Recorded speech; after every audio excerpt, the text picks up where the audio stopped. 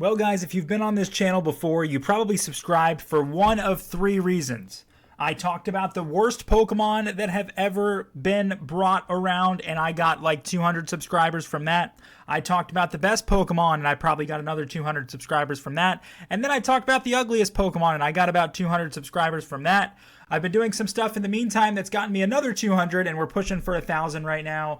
And I think that this would be something that would get us to that 1,000 push, to be completely honest with you guys. I think that as you see me totally not editing the video while I'm talking into the microphone, as I just polish that up a little bit, that should look a little bit better for you guys. And then we'll crop this like that, and then we'll crop this up here. This is the professionalism that you guys are seeing right now on my channel. For anybody who's new, I just want to make sure that this does not have any blank space. That looks beautiful. Okay, perfect. That looks exactly how it should. No problem at all. This is, of course, if you don't know, the Universal Pokemon Picker, and I am going to talk about today the most underrated Pokemon. This is going to be a series. We're going to go from normal all the way to legendaries, and we may even pick our favorites at the end. Looks like actually we have some picks in here from the last time I did this still saved in here, which is kind of funny. I forgot the legs thing. That was hilarious. Let's get rid of that one. All right, you know what? This is not important. We need to get into why you guys clicked on the video. You guys clicked on the video to find out the best normal types of every single generation. Not the best, the most underrated. Because there's the best, which is obvious, and there's the underrated, which is what you don't really think is good until you use it. And I hope I can convince some of you guys to use some different Pokemon today. So without further ado, 2-minute intro. Like and subscribe. You're going to get one of these every day or every other day, but probably every other day. All right, you guys ready to go? Let's go. Let's do it. Okay. The most underrated normal type in Pokemon in the Kanto region. Underrated because you know things like Chansey, things like Kangaskhan and Tauros and Snorlax are all super good, right? I'm actually going to go with Ditto. The ability to transform into anything you want makes this thing so underrated because there's always something cheesy that you can do with it.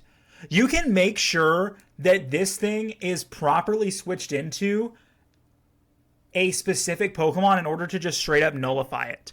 And they gave this thing Imposter. I think in Gen 6 they gave this thing Imposter, which made it even better. You didn't have to take a turn to press transform. You just immediately transform into who you're transforming into, and you can play a cheese game from there. In competitive battles, this has been a staple for a really long time. And while it's not necessarily that good of a normal type when you try and use it in a game, for competitive battling, this thing is absolutely underrated, and you can do so many great things with this. 100% Ditto is the answer. Now for Gen 2, everybody wants me to pick Smeargle just because of you can sketch any ability and you can do so many things like that. I feel like that's an unoriginal answer, though. I personally think the best answer is Ursaring. Obviously, Blissey is one of the best normal types in Gen 2. You've got Porygon 2. You've got Miltank in there. I think Ursaring is really good. Ursaring is incredibly powerful. He's a little bit tanky. He gets really good moves. Dizzy Punch is in there. I know he gets Bulk Up and some other setup moves. I think Ursaring just does a lot of really good things for you. And this is pre-Ursaluna Ursaring. Obviously, he's better now because he can evolve, but previously he couldn't. This thing's really good. No complaints at all. Generation 3 is Exploud. Guys, Exploud is, in my opinion, one of the best Pokemon in Generation 3. The thing is that it just gets overshadowed by things like Slacking, Swellow. You can maybe even throw Zangoose in there, and that's the problem. Xcloud gets a lot of sound-based moves, which his ability directly benefits from. And him being a normal type, you can bring him either physical or special. He's kind of somewhere in the middle, and you can kind of choose the moveset that you want. If you want to go for a Hyper Voice or a Boom Burst moveset, you can do that. If you want to go physical and go for more of a Double Edge moveset, you can do that. He gets Howl to boost his attack. I think Exploud's actually really, really good. I have no complaints whatsoever with this Pokemon. I've always enjoyed using it, and I think it definitely is overshadowed by other normal types, but does a lot of things for you that are really good. Absolutely underrated. Gen 4. You guys are going to laugh, but it's Bibarel. The fact that this thing gets a water subtype makes it underrated. And let me explain why. Okay? In Generation 3 and Generation 4, everybody who's played the games know that you have to have a Pokemon that we call an HM slave. All you do is you give that Pokemon your HMs. You keep it in your party specifically for HMs, okay? You did it with Zigzagoon in Gen 3, and you probably caught a Marill or something to get the water ones as well in Gen 3. If not, you started with Mudkip and you just gave them to him, right? And Gen 4, you need another one. And Bibarel is perfect because it has a water subtype when it evolves, so you can also give it Surf, Dive, and Waterfall, which you don't want to have to use in battle. Well, Surf and Waterfall are fine, but Dive is terrible, so you usually give all three to it. Then you can also, this thing also learns Cut, it also learns Rock Smash, it also learns Rock Climb. The only thing this thing doesn't get is Fly. It does get Flash as well. I don't know if Flash is in Gen 4, I believe it is. So the fact that that's the case makes this thing underrated because of its usefulness to you in the game. Not necessarily in battle, I wasn't saying in battle, but if you want to talk in battle, it is incredibly bulky, and I think that makes a huge difference. This is a very underrated Pokemon, no complaints at all. Gen 5, it's Herdier. Not Herdier, Stoutland. Stoutland is so bulky, guys. This thing is a bulk machine, okay? This is Shaquille O'Neal if he was a Pokemon. No one's running through this thing. No one. It's not that good of a Pokemon offensively. It will tank through anyone defensively. Simple as that. I'm just going to... Why are the legs here again? Anyway, I 100% it's Stoutland. Gen 6, most underrated normal type, is probably Pyroar. I don't know why Pyroar is part normal. This was Game Freak's attempt to just create a unique type. There is no reason a lion Pokemon that breathes fire should be anything other than a fire Pokemon. It just shouldn't be. At the end of the day, that's the decision they decided to make. I can't really sit here and be mad about it. I like Pyroar as a Pokemon. But the fact that it has a weakness to fighting and the immunity to Ghost not really being worth it in the other side of things because this thing is incredibly frail as it is, it should have just been a fire type. I don't know why you're a normal type, but it's a great normal type and definitely really, really strong. Gen 7, most underrated, is Grandpa Dragon. You guys cannot deny that this thing is incredibly bulky. No matter how slow it is, you can do so many great things with this. And you gotta love the design. I know that shouldn't play a factor into why I selected it, but I do genuinely think out of all these, it's the most underrated. In my opinion, Beware is the best. And then you have, Silvally and Type Null, which I'm not going to count legendaries, most likely. And Oranguru is kind of just fine. Like, he's just there. Honestly, Oranguru is a forgettable Pokemon in my opinion. But Grandpa Dragon, I like Grandpa Dragon. Generation 8. I'm going to go... I actually don't know if any of these are really underrated at all. I'm going to say Indeedee just because the rest of these are either really bad or really good. Indeedee's the only one that's in the middle. And having a Psychic normal type is doable. It does give Psychic an immunity to Ghost, which is huge, so that's one less weakness to worry about. You're only neutral to fighting on the other side, so it does give that extra resistance, which makes a huge difference, and I think you can play around that really well. Generation 9 is going to be Cyclizar. I think everybody expected this one. Cyclizar is just a really underappreciated Pokemon. It's kind of overshadowed by Miraidon and Koraidon because of how different it looks, that people don't even bother to try using this because they just think it looks weak when they look at it. It's normal Dragon, which is its first of its kind as well. But unfortunately, the problem with this thing is just that people forget about it by comparison. But this thing is actually really strong. You see it in competitive battles a lot. It does a lot of good things for you. Absolutely. What is the most underrated Pokemon that I selected here today? I'm actually going to go with Exploud. I think Exploud is just super, super good. No complaints whatsoever about what Exploud can do for you. And I definitely do favor Gen 3 more than anything else. So I'll be honest with you. If you want to say I'm biased, I'm biased. But that is our list for today. The most underrated Pokemon of every generation. Ditto, Ursaring, Exploud, Bibarel, Stoutland, Pyroar, Drampa, Indeedee, Cyclizar, and the best is Exploud, in my personal opinion, out of all the underrated normal types. Thank you guys so much for watching. Feel free to comment down below who your list would be, and I also have the Universal Pokemon Picker link in your description below, so you can take a look and make your own list and send it my way. I'd love to see them. And like and subscribe. I'll have these out. My plan is to have these out every other day. So I'll see you guys for the next one. We are talking about the most underrated Pokemon, just like we did last time around. And today we're going to talk about some fire types, because fire is a very good type, and there's a lot of very good Pokemon in here. But we're not talking about the best. We're talking about the most underrated. So welcome back to the channel. As you guys already know, if you watch my previous video, these are going to come out every other day. So make sure you like and subscribe for more. And let's get started. What is the most underrated fire type in Generation 1? Well, I'll tell you what it is. It's Rapidash. Fire is not as strong of a type in Gen 1 as you think, because a lot of fire types other than Charizard and Arcanine are physical fire types. And that really hurts it by comparison. Rapidash is one of those physical fire types. But when this physical special split became a thing, Rapidash became amazing. It's in its name, Rapid Dash. This thing is incredibly fast. It's obviously overshadowed by Charizard and Arcanine by a wide margin, right? Everybody knows those are the two fire types they think of when they think of Generation 1. But Rapidash not only gets a very good fire moveset, it's incredibly fast. And that's what makes it really, really underrated, is that speed that you get out of it. Gen 2, underrated fire type. It's Magcargo. Yes, I did it. Yes, Magcargo has so many weaknesses, but his weaknesses also are his strengths. And let me explain why. His weaknesses are that he has a severe amount of types that he is not good against. Fighting, water, ground, right? Grass is neutral against him, right? I'm missing one. Rock is super effective against him, right? However, those are also his strengths.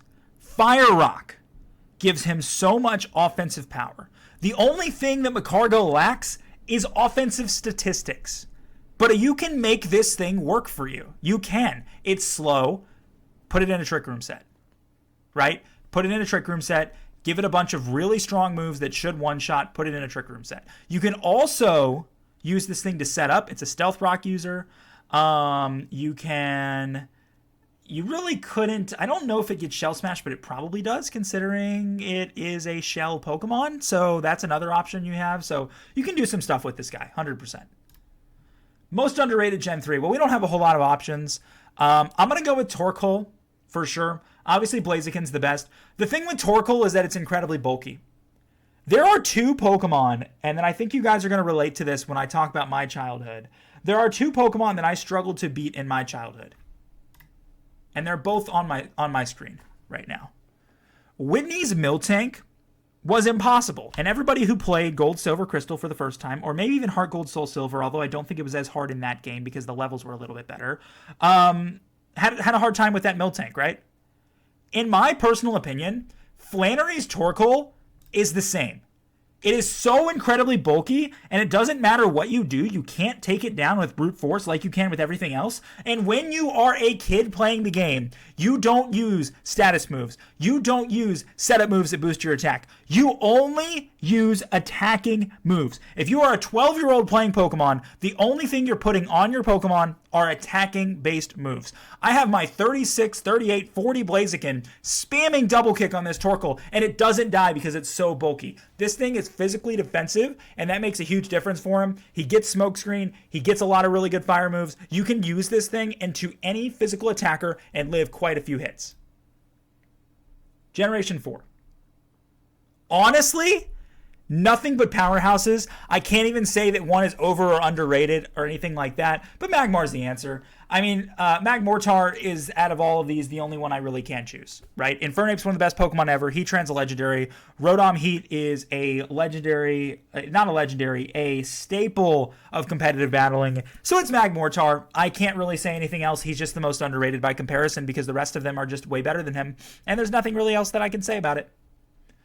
Gen 5, we got some options, though. Ooh, we need to scroll. Let me scroll over for you guys. Here you go. Let me do this. The most underrated is Darmanitan. Darmanitan is faster and stronger than you think it is. I can't tell you how many times I faced off with a Darmanitan and got hit way harder than I expected. I love his design, but most importantly, I hate fighting against it, which really reminds me how underrated it truly is. It's just going to do so many great things for you. And it also has Zen mode, which is the first fire ice type of its kind. It's literally Shoto Todoroki in the flesh, the Zen mode. But Darmanitan himself, really, really underrated. Generation 6. I picked Pyroar in my normal video. And I'm going to pick him again because there's no other option. I'm going to give you the same explanation. It's a fire type that does everything well for you except be a tank, which is why he doesn't get pushed into like elite category. But he can still do so many good things for you as a piece of your team, so long as you have him set up and against the right Pokemon properly. That's basically what I'd say about Pyroar. Gen 7 is definitely Oricorio. You guys don't understand. Oricorio's moveset is what makes it special. The legit specific moves that this thing gets does a lot of good things for you. And Fire Flying, in all fairness, is a really underrated type. We got it for the first time as like a mainstay with Talonflame.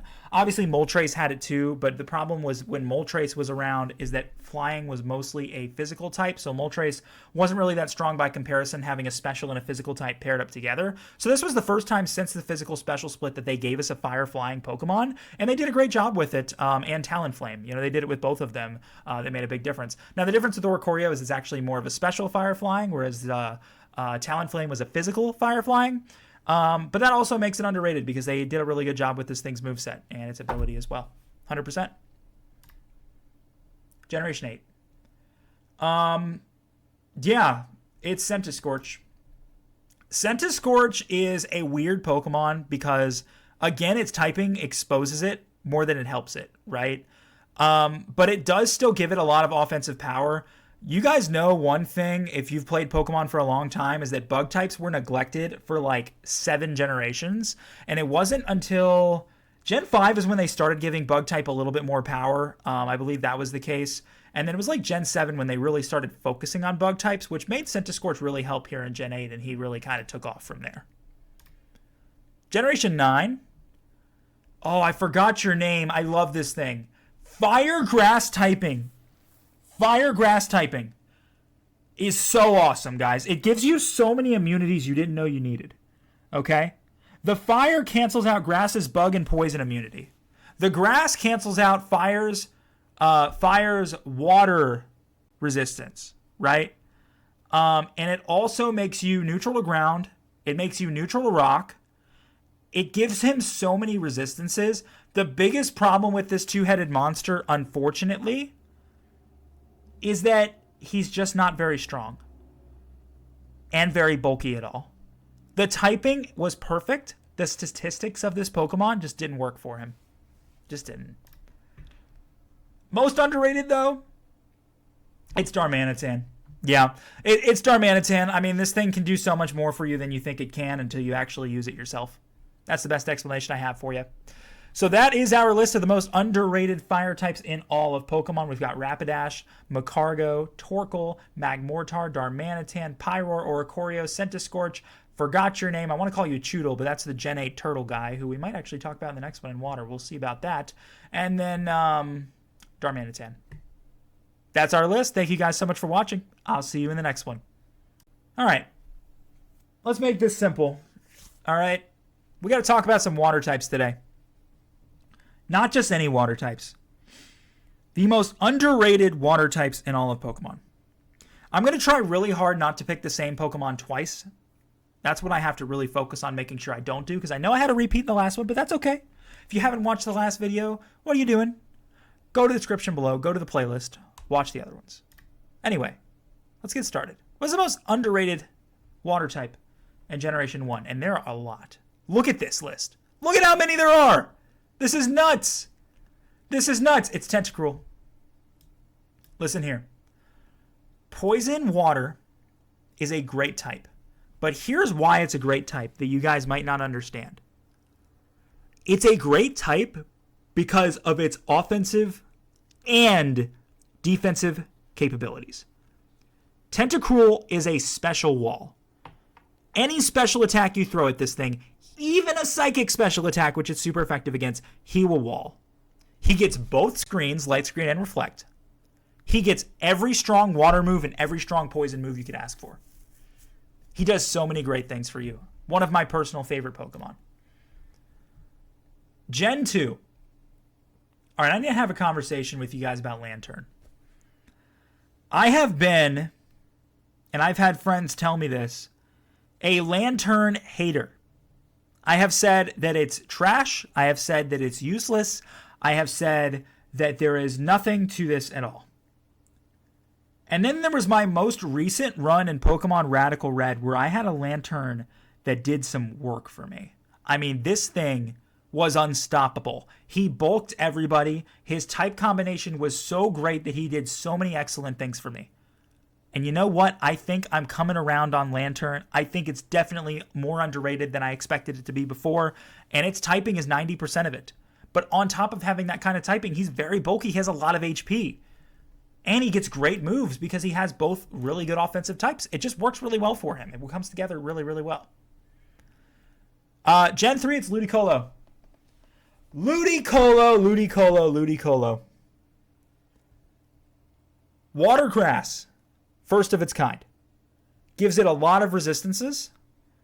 The biggest problem with Ludicolo is that in Gen 3 itself, it had a terrible moveset. But that's all been changed as all the move pools has been re-updated. In Omega Ruby and Alpha Sapphire, this thing was 10 times better than it was in Pokemon Emerald. And it's also a really, really just fun Pokemon to use. It's got, again, as I mentioned, an incredibly unique typing. It gets a lot of interesting moves like Nature Power, which are things we never saw again, and things along those lines. I just really like this thing. Gen 4. I talked about Bibarel in my last one. I'm not going to talk about him again. I'm going to talk about Lumineon. Lumineon is probably, and tell me if you agree in the comments because I think you guys do, probably Gen 1 to 6, and I say Gen 1 to 6 because I feel like there was a fall off from 7, 8, 9, even though the game sales were higher. At least in my head and the people I talk to, people forget everything post Gen 6. They forget the Pokemon names. Maybe it's the names, maybe that there's too many Pokemon to remember, whatever, right? But Gen 1 to 6, Lumineon is the most forgettable Pokemon. Did you guys remember that this was in the game? When I saw Lumineon last, I thought to myself, I thought that was a Gen 5 Pokemon. I mean, I legitimately didn't recognize it. But you know what this thing is? It's actually not that bad of a water type. It gets great moves. It's not that frail. It's not that strong either. But the moveset plays a big factor in it, and you can actually do some cool setup with this guy. I think, honestly, it's underrated. If you're stuck in a pinch between this and something else, you might want to go with this. Gen 5. It's Seismitoad. The only reason it's Seismitoad is because of his typing. Water Ground is just an unrivaled type. You have one weakness. You just make sure that you don't fight anything that has a grass move or is a grass type, and you're fine. I get in competitive battling, you can't really tell what moveset has what, and that's fine. But 90% of the time you're going to be playing a game that isn't randomized or that is predictable with AIs. So it just depends. Just depends. If you're competitive battling, maybe you don't want it. If you're playing, against computers, you probably do want it. But typing makes everything happen, and he gets a lot of good moves because of his typing as well. Gen 6. I am actually struggling here. I'm not counting megas or legendaries, just for anybody who doesn't know. Every single one of these lists I've done, I don't do that. Greninja's the best. I think we have an agreement on that. I'm going to tell you why it's Skrelp. Okay? I'm going to give you guys one explanation of why it's Skrelp. It's because of potential. It's because of potential. Listen, I have heard in the gym / bodybuilding community that the reason why people, and I see this, I'm not saying that this is something I do, I'm in a happy relationship, but there are people who do this that I see every once in a while do this, or that like you see and hear about. People will in the gym, men will go in the gym and hit on big girls, fat girls, I should say, right? Men will go and they'll hit on fat girls in the gym, right? Do you know why they do that? Their mindset is, oh, well, you know, they're falling in love with their potential before, you know, they get in shape and everybody's talking to them. They're trying to get their chance, right? Skrelp loses his water typing, so I can't put Dragouge on this list. But he still evolves into Dragouge. I am picking Skrelp for his potential. Yes, I am. Simple as that. Simple as that. His potential. Just like how men in the gym go after the big girls for their potential, Skrelp evolves into Dragouge eventually. And that's exactly why I'm picking him. Generation 7. Toxapex is it. And let me tell you why. There is nothing more satisfying than using a Pokemon that annoys the person you're playing against so much they quit. I love going in Pokemon Showdown and cheesing people to the point where they forfeit. I have a better chance winning doing that than actually battling because I suck at it. Toxapex is just fun to use. He has every setup move in the game, and he has a version of Protect that not paralyzes you, that poisons you on contact. It is broken! And you can give this thing a Rocky Helmet as well. He can tank through. He can do so many good things for you. He can. Generation 8. I said I was going to talk about Dreadnought on the last video, and I am. I love Dreadnought. Dreadnought, even though it's a water rock type, which is just like, nah, is what it is. What he does well is he has a great moveset, and he's pretty bulky, even physically. If he hits it with a fighting move, he's honestly fine. Just make sure it's not a physical grass type move, and you're actually going to be just fine. I think it does a lot of good stuff for you. I used this guy in my run through Generation 9, and I didn't regret it at all. Generation 9. The most underrated is Wugtrio. The problem with Wugtrio, I loved this thing because they introduced the Pokemon Wiglet. And I'm like, okay, I'm Wigs. And they introduced a Pokemon called Wiglet. And I'm like, I need this, right? And I go and I get my copy of Pokemon Scarlet and I play and I find Wiglet and I catch him and he just dies every time I send him out. All I can do is an Aqua Jet and he dies. I can do an Aqua Jet and he dies, right? He evolves to Wugtrio, and I'm like, okay, this is a chance, right? He gets Liquidation. I'm like, okay, this is my chance, right? Liquidation can one-shot a lot of things, which is great, right? He still gets one-shot. This is a very fast, very strong Pokemon. The problem is, it doesn't matter what hits you, you're dead. This thing has no defense, physical or special, but it does have offensive power. So it's underrated if you just need a quick kill. It is overrated in every other aspect, unfortunately. But what's the most underrated? I'm actually Tentacruel. Yeah, I feel like people sleep on Tentacruel. I feel like people don't think that he is as good as he really is. Honestly. I really don't think he's as good as people really think he is. He's great. He's great. I said that completely wrong, didn't I? Anyway, I know what I meant. That's what matters. But anyway, thank you guys for watching. That was a lot of fun. I'm going to talk about some grass types in an upcoming video, so get ready for that. And thank you guys so much for watching. Welcome back, everybody, to the series. We've been talking about the most underrated Pokemon ever made, and today it's time to talk about some grass types. Without further ado, let's start with Generation 1, and as you can see, there is a long list of overall underrated grass types. And if I had to pick one, I would definitely go with Executor. That Psychic grass typing is something I think people underestimate significantly. There is so many great things that you get offensively with that typing, And considering bug type was really weak until like Gen 5, this thing doesn't really have that bad of a weakness to too much else, which makes a huge difference. So even though there's so many weaknesses, it's at least the quad weakness is not hitting him super hard, and he just gets really good moves and a really underrated moveset, in my personal opinion, being that Psychic Grass typing. Gen 2, we got some stinkers. We have some stinkers big time. I can't say Bayleaf because I personally think Bayleaf is the best, so I'm going to go with Jumpluff. The only thing that Jumpluff has going for it is that it's fast. It was actually one of the fastest Pokemon in the game for quite some time, and that's great.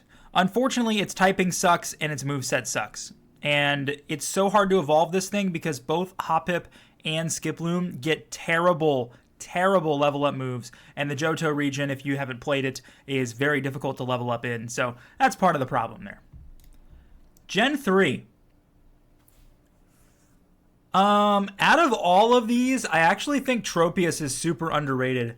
What Tropius has going for it is basically its overall defense. This thing has a lot of health and can take some pretty big hits, and even though it has a lot of weaknesses, I actually really like its moveset as well, and it will be able to bulk up a lot of those hits. I think Tropius is very underrated and pretty solid in my personal opinion. Gen 4.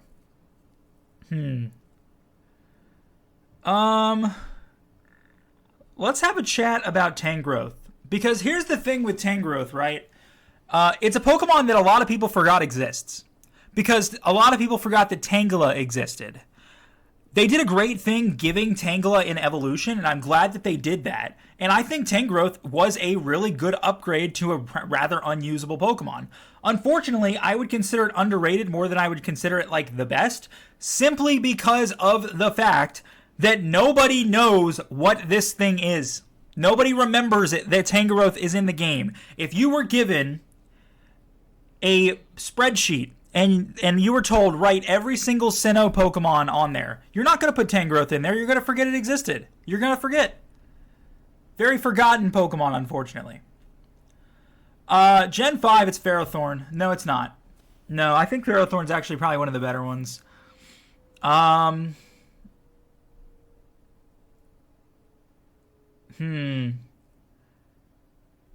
actually going to go with Liavani. I think I'm pretty confident I put Ferrothorn in my best category because of how good it was in competitive battling. Liavani, again, struggles with a really bad typing. Flying and fire just destroy Liavani. It can't do anything. What it can do, however, is be fast, and it gets really good moves. So offensively, this thing, if you put it in against the right Pokemon, which when you're against AIs will be just fine, you'll be fine. Competitive battling, you got no shot, though. Gen 6 is absolutely going to be Go-Goat. This thing is incredibly bulky. You don't know that it's bulky until you try and hit it with something, and then you realize how hard this thing is to kill. Fur Coat is an incredibly good ability, and the fact that that is a way they took a rather obscure Pokemon and made it useful was actually really fun. I think Fur Coat is phenomenal. Gen 7.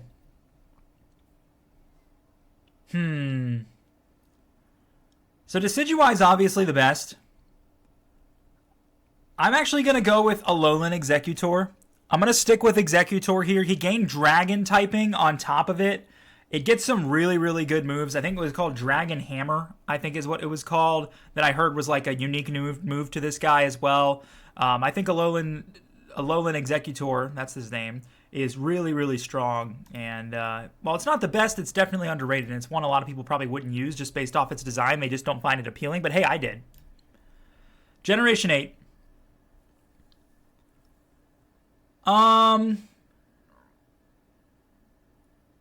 Yeah, it's Galarian. Is this Galarian? Galarian? Or is this the Hisuian? No, this is Galarian. Galarian Electrode. I'll tell you right now, the only reason I selected this is because I love Electrode. Electrode is incredibly fast. The reason why I think Electrode is so good is because he is a really underrated sweeper with Charge Beam. If you switch him into the right Pokemon and stack Charge Beams, the game's over. You're going to outspeed 99% of Pokemon that are out there. And you got a Grass typing to give him more offensive power. Maybe he can be a Solar Beam user. That would give him some heavier hits and some better type coverage. I'm all for it. Gen 9. I already talked about this thing during the fire video. I want to talk about it again, but I just can't because I don't want to reuse anything. So instead, I'm going to talk about Arboliva, one or the other. This thing just takes hits.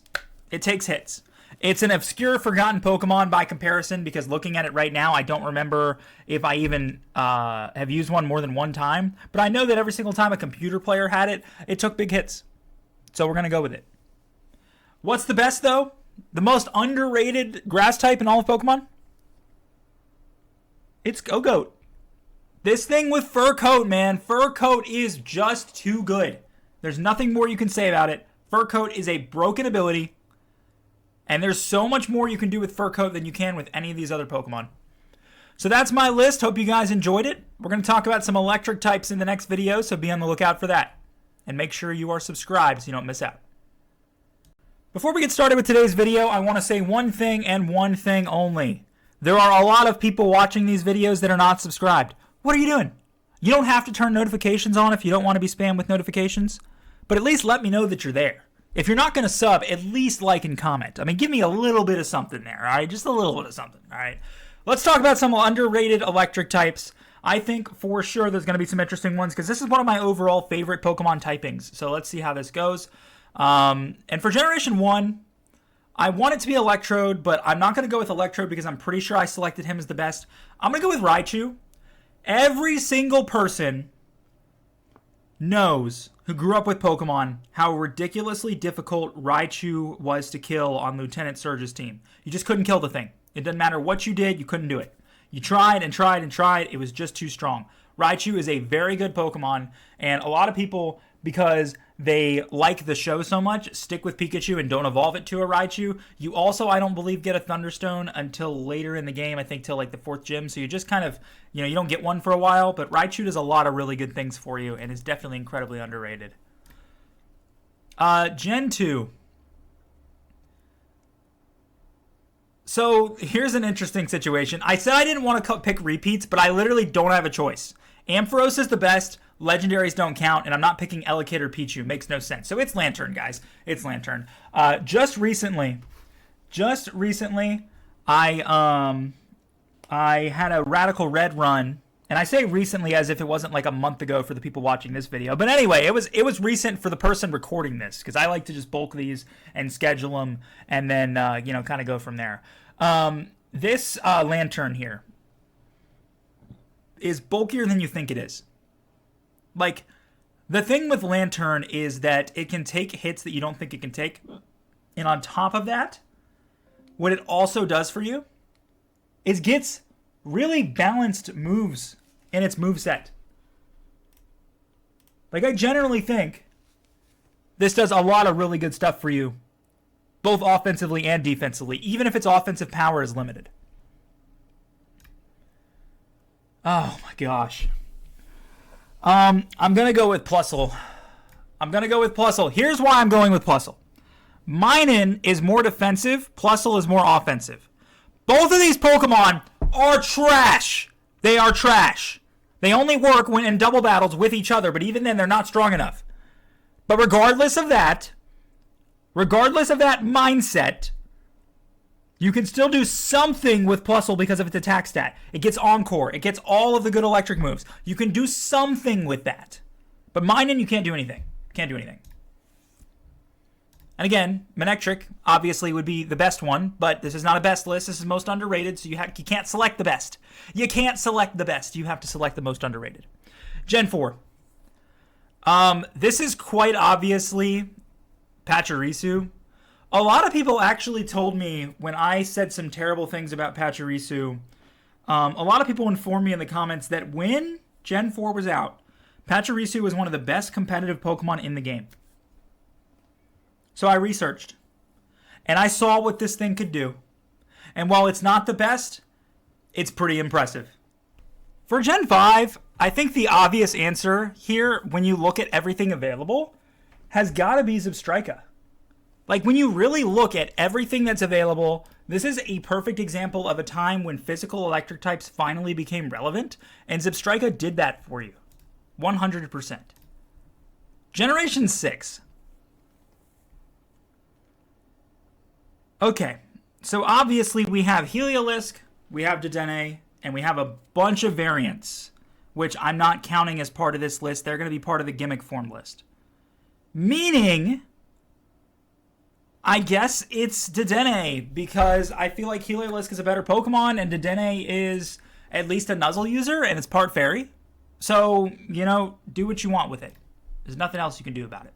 Gen 7, though. This is a Alolan Golem. The fact that they took a Golem, they said, we will give you Beard. Now you are electric type. And everybody's like, okay, no problem. And no one at Game Freak was like, okay, maybe we shouldn't do that. No, we should do that. Alolan Golem.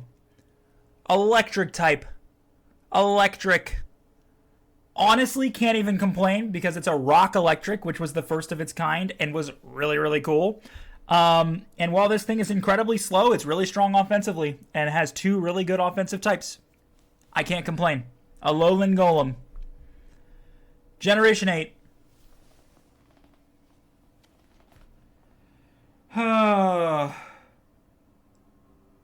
It's Boltund. While Boltund is, from a design standpoint, nightmare fuel, it is a really fun Pokemon to use. And it's incredibly fast. I've got no complaints about what Boltund can do for you. And Generation 9, looking. It's Bellybolt. Bellybolt is a bulky electric type. It makes 0 sense that this thing isn't part water, but who cares? It is a bulky electric type. There's not a lot of those out there. This is one of them. And I'm a big fan of overall defensive Pokemon. I think they can do a lot of great things for you. The most underrated electric type ever made, though, in my personal opinion, is Alolan Golem. I mean, when you really think about it, nobody saw this Pokemon even coming. And then it did. And that's that. So that's your list. As you can see, the most underrated electric types are scrolling through your screen as we speak. Look at all of them in their glory. And the best is on the bottom. We're going to talk about some ice types in the next video, so be ready for that. And make sure you subscribe. Let me know that you're actually watching these videos. I'd really appreciate it. You guys have a great day. Ice types is going to be a fun list. Because I genuinely think that I haven't even looked at these yet. I genuinely think I'm going to find some really interesting thoughts that come into my mind as I look at the available Pokemon on all these lists. So let's start with Gen 1. And for Gen 1, I'm going to go with Jinx. Ice Psychic. It's the only typing of that nature. It's offensive. It has a lot of resistances. And the only biggest problem with Jinx is that it's just hard to get in the actual game if you're playing it for the first time. But other than that, this Pokemon can do a lot of really good stuff for you offensively. For Gen 2, and here comes the controversial opinions, guys. It's Delibird. Don't tell me it's not. Don't tell me it's not. Delibird, even though he only learns present, the fact that he has the ability to learn other moves. I got no problem with that. I've got no problem with it. So you know what? Delibird is underrated because his other moves that he can learn can do so much more for you than you think. So much more. And you can also just have fun. He's just fun to use. You guys want another controversial opinion? Give me Ice Cast Form. Ice Cast Form has Blizzard with the snow up. Okay? That is why he's good. He can change into an ice type, use Blizzard with the snow up, then change to another type in order to avoid any ice resistances if you play it right. Ice Cast Form is the answer. Gen 4. Most underrated Pokemon of Generation 4 is Abomasnow. This thing's weaknesses are its biggest weakness. Its typing, I should say, is its biggest weakness. Abomasnow is cool and gets a lot of really good moves. But he gets a really, really bad weakness. If you gave this thing thick fat, he would have a heyday. But you don't give this thing thick fat because you can't make a snowy Pokemon all of a sudden immune to fire. Explain the physics on that. Explain the physics. It wouldn't make sense, right? So with that being said, he's underrated. Not good, but underrated. Gen 5, it's Cryogonal. Just look at Cryogonal's face and tell me like he didn't desperately want me to pick him. The poor guy just felt so left out. I had to. I had to pick him, man. He looked so left out. He was like that kid who gets picked last in gym class because he's unathletic. That's literally Cryogonal. He's just sitting there just like, please pick me. Please. And then I did. I had to. Gen 7. Aurorus. Sorry, this is Gen 6. Aurorus. I had no other option. And I do think genuinely having a ice rock type is pretty bad. But it's not like super bad either. It's not super bad to the point where you can't do anything with him. So the advantage is there with that at least, which is nice. Gen 7. It's a Alolan Sandslash. The fact that you gave Sandslash an ice type is something that no one saw coming. And the thing is that people kind of forgot that Sandslash existed due to the fact that Sandslash was a kind of Pokemon that had terrible moves, and you didn't really find it in the game when you could have actually used it in any other game. And then they're like, why don't we just give it an ice typing, and then people will remember this thing exists again. And everyone's like, okay, sure, no problem. No big deal. Generation 8. I'm going to talk about another Penguin today. It's Ice-Q. I love his ability. I love his moveset. Underrated. No other explanation needed. And that's totally not because my Gen 9 knowledge, my Gen 8 knowledge is limited. All right? Generation 9. Satitan. This is the biggest abomination of a Pokemon I've ever looked at. But you know what? It's really bulky. And it gets some great moves. And people would probably say it's one of the best, but I think Iron Bundle still clears. Satitan is underrated. What's the most underrated, though? Look at him, man. I can't just not pick him. I have to. Look at him. He looks so sad. He needs me to pick him. I have to. No, I'm not picking him. Nope, you're not getting picked today, buddy. I'm going to go with Abomasnow. Abomasnow is really, really good from a moveset and offensive standpoint. The problem is he's too slow, which is what makes him not like pushed over the edge into great territory. But he can be a useful Pokemon. And you guys who have seen my Christmas video will know what an Abomasnow can actually do for you. They hit really hard. They do. So he can do some really good stuff for you. You just got to trust him. You just got to use him. Let me know how it goes. But that is our ice type list. Jinx, Delibird, Castform Ice, Abomasnow, Cryogonal, Aurorus, Sandslash, Ice-Q, Satitan, Cryogonal. The guy felt left out. I had to. He felt so left out. Let's go to fighting next. I'll see you guys then. The fighting type is the best offensive type in Pokemon. It's literally built to smack you in the face to the point where you go flying across the room. And there are some fighting types that some say are good, some say are bad, and others say maybe are a little bit underrated. And that's what we're going to talk about in today's video. So let's get started with Generation 1. And let's talk about the best fighting types of every generation. And I am going to start with Hitmonchan. If you are playing the game and you think to yourself, Hitmonlee or Hitmonchan, as my washing machine goes off. Don't think you guys can hear that as long as I keep talking. If you are thinking, by comparison, Hitmonlee or Hitmonchan, you always pick Hitmonlee. Why is that? Well, obviously because Bruce Lee is cooler than Jackie Chan. But second of all, because one is way stronger than the other. And even if you've never played the game before, you know it. You know that Hitmonlee is better. You know that Hitmonlee gets better moves. You know that Hitmonlee has better attack and speed. You just do.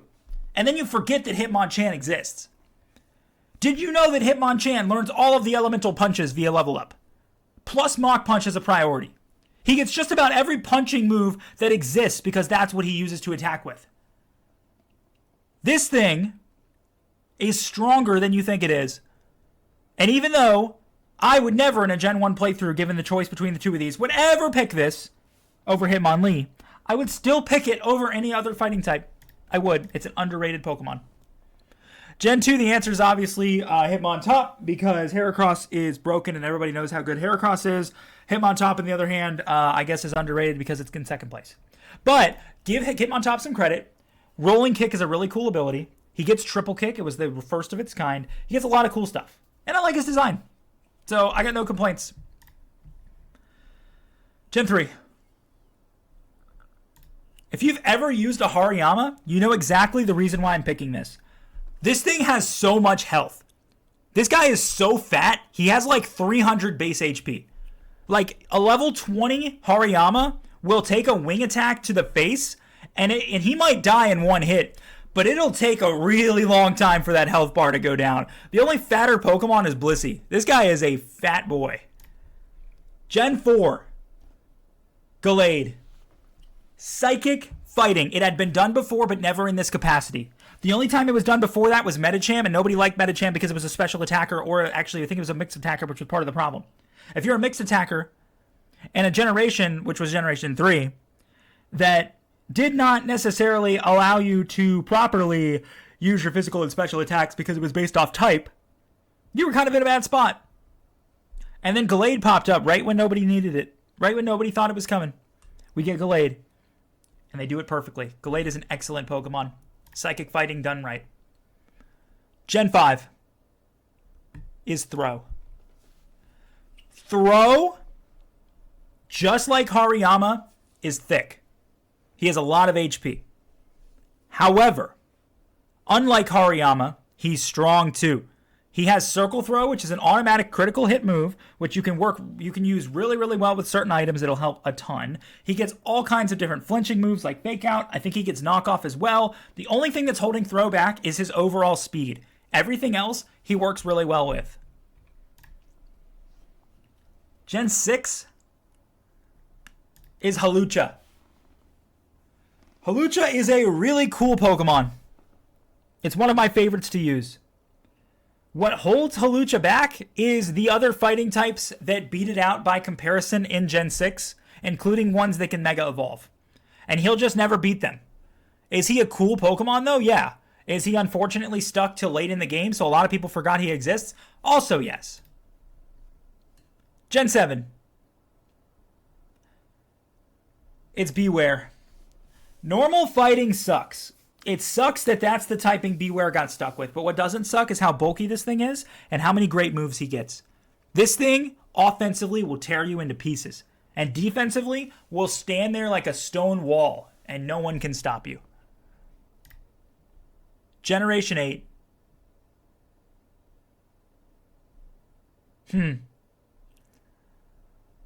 It's Grobulus. Yeah, I was thinking about Phalanx, but I think Grobulus is a better Pokemon than Phalanx. And neither of them are the best overall. Or is this one called is it Grabopolt? No, Grabopolt evolves into Grobulus? I don't know. It's one or the other, okay? Everything past Gen 6, don't expect me to remember the name of the Pokemon. It's just not going to happen. Gen 9. Honestly, it's Quaquaval. What I don't like about this Pokemon is its design. And I know I've probably ranted about that 14 million times at this point, but it's true. I didn't like any of the Final Form Gen 7 designs.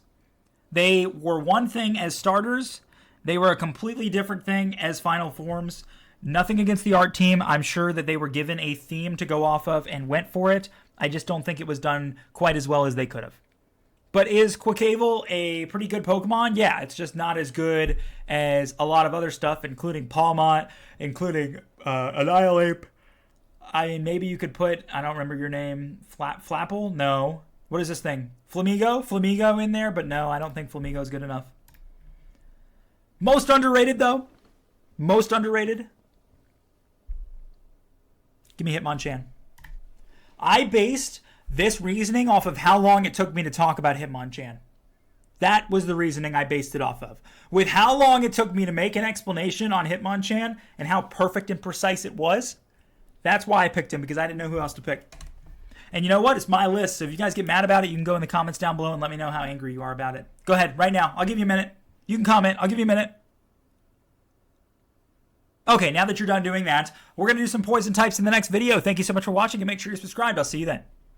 We've been having a chat about the most underrated Pokemon of every single generation, and today we're going to talk about some poison types. I have some good thoughts on this that I'd love to share with you guys on the most underrated Pokemon. So why don't we go ahead and get started on these poison typings. And there's going to be a couple in here that I hope aren't repeats, but it may just be the best overall option that I have to give that an opportunity. But we'll see when we get there.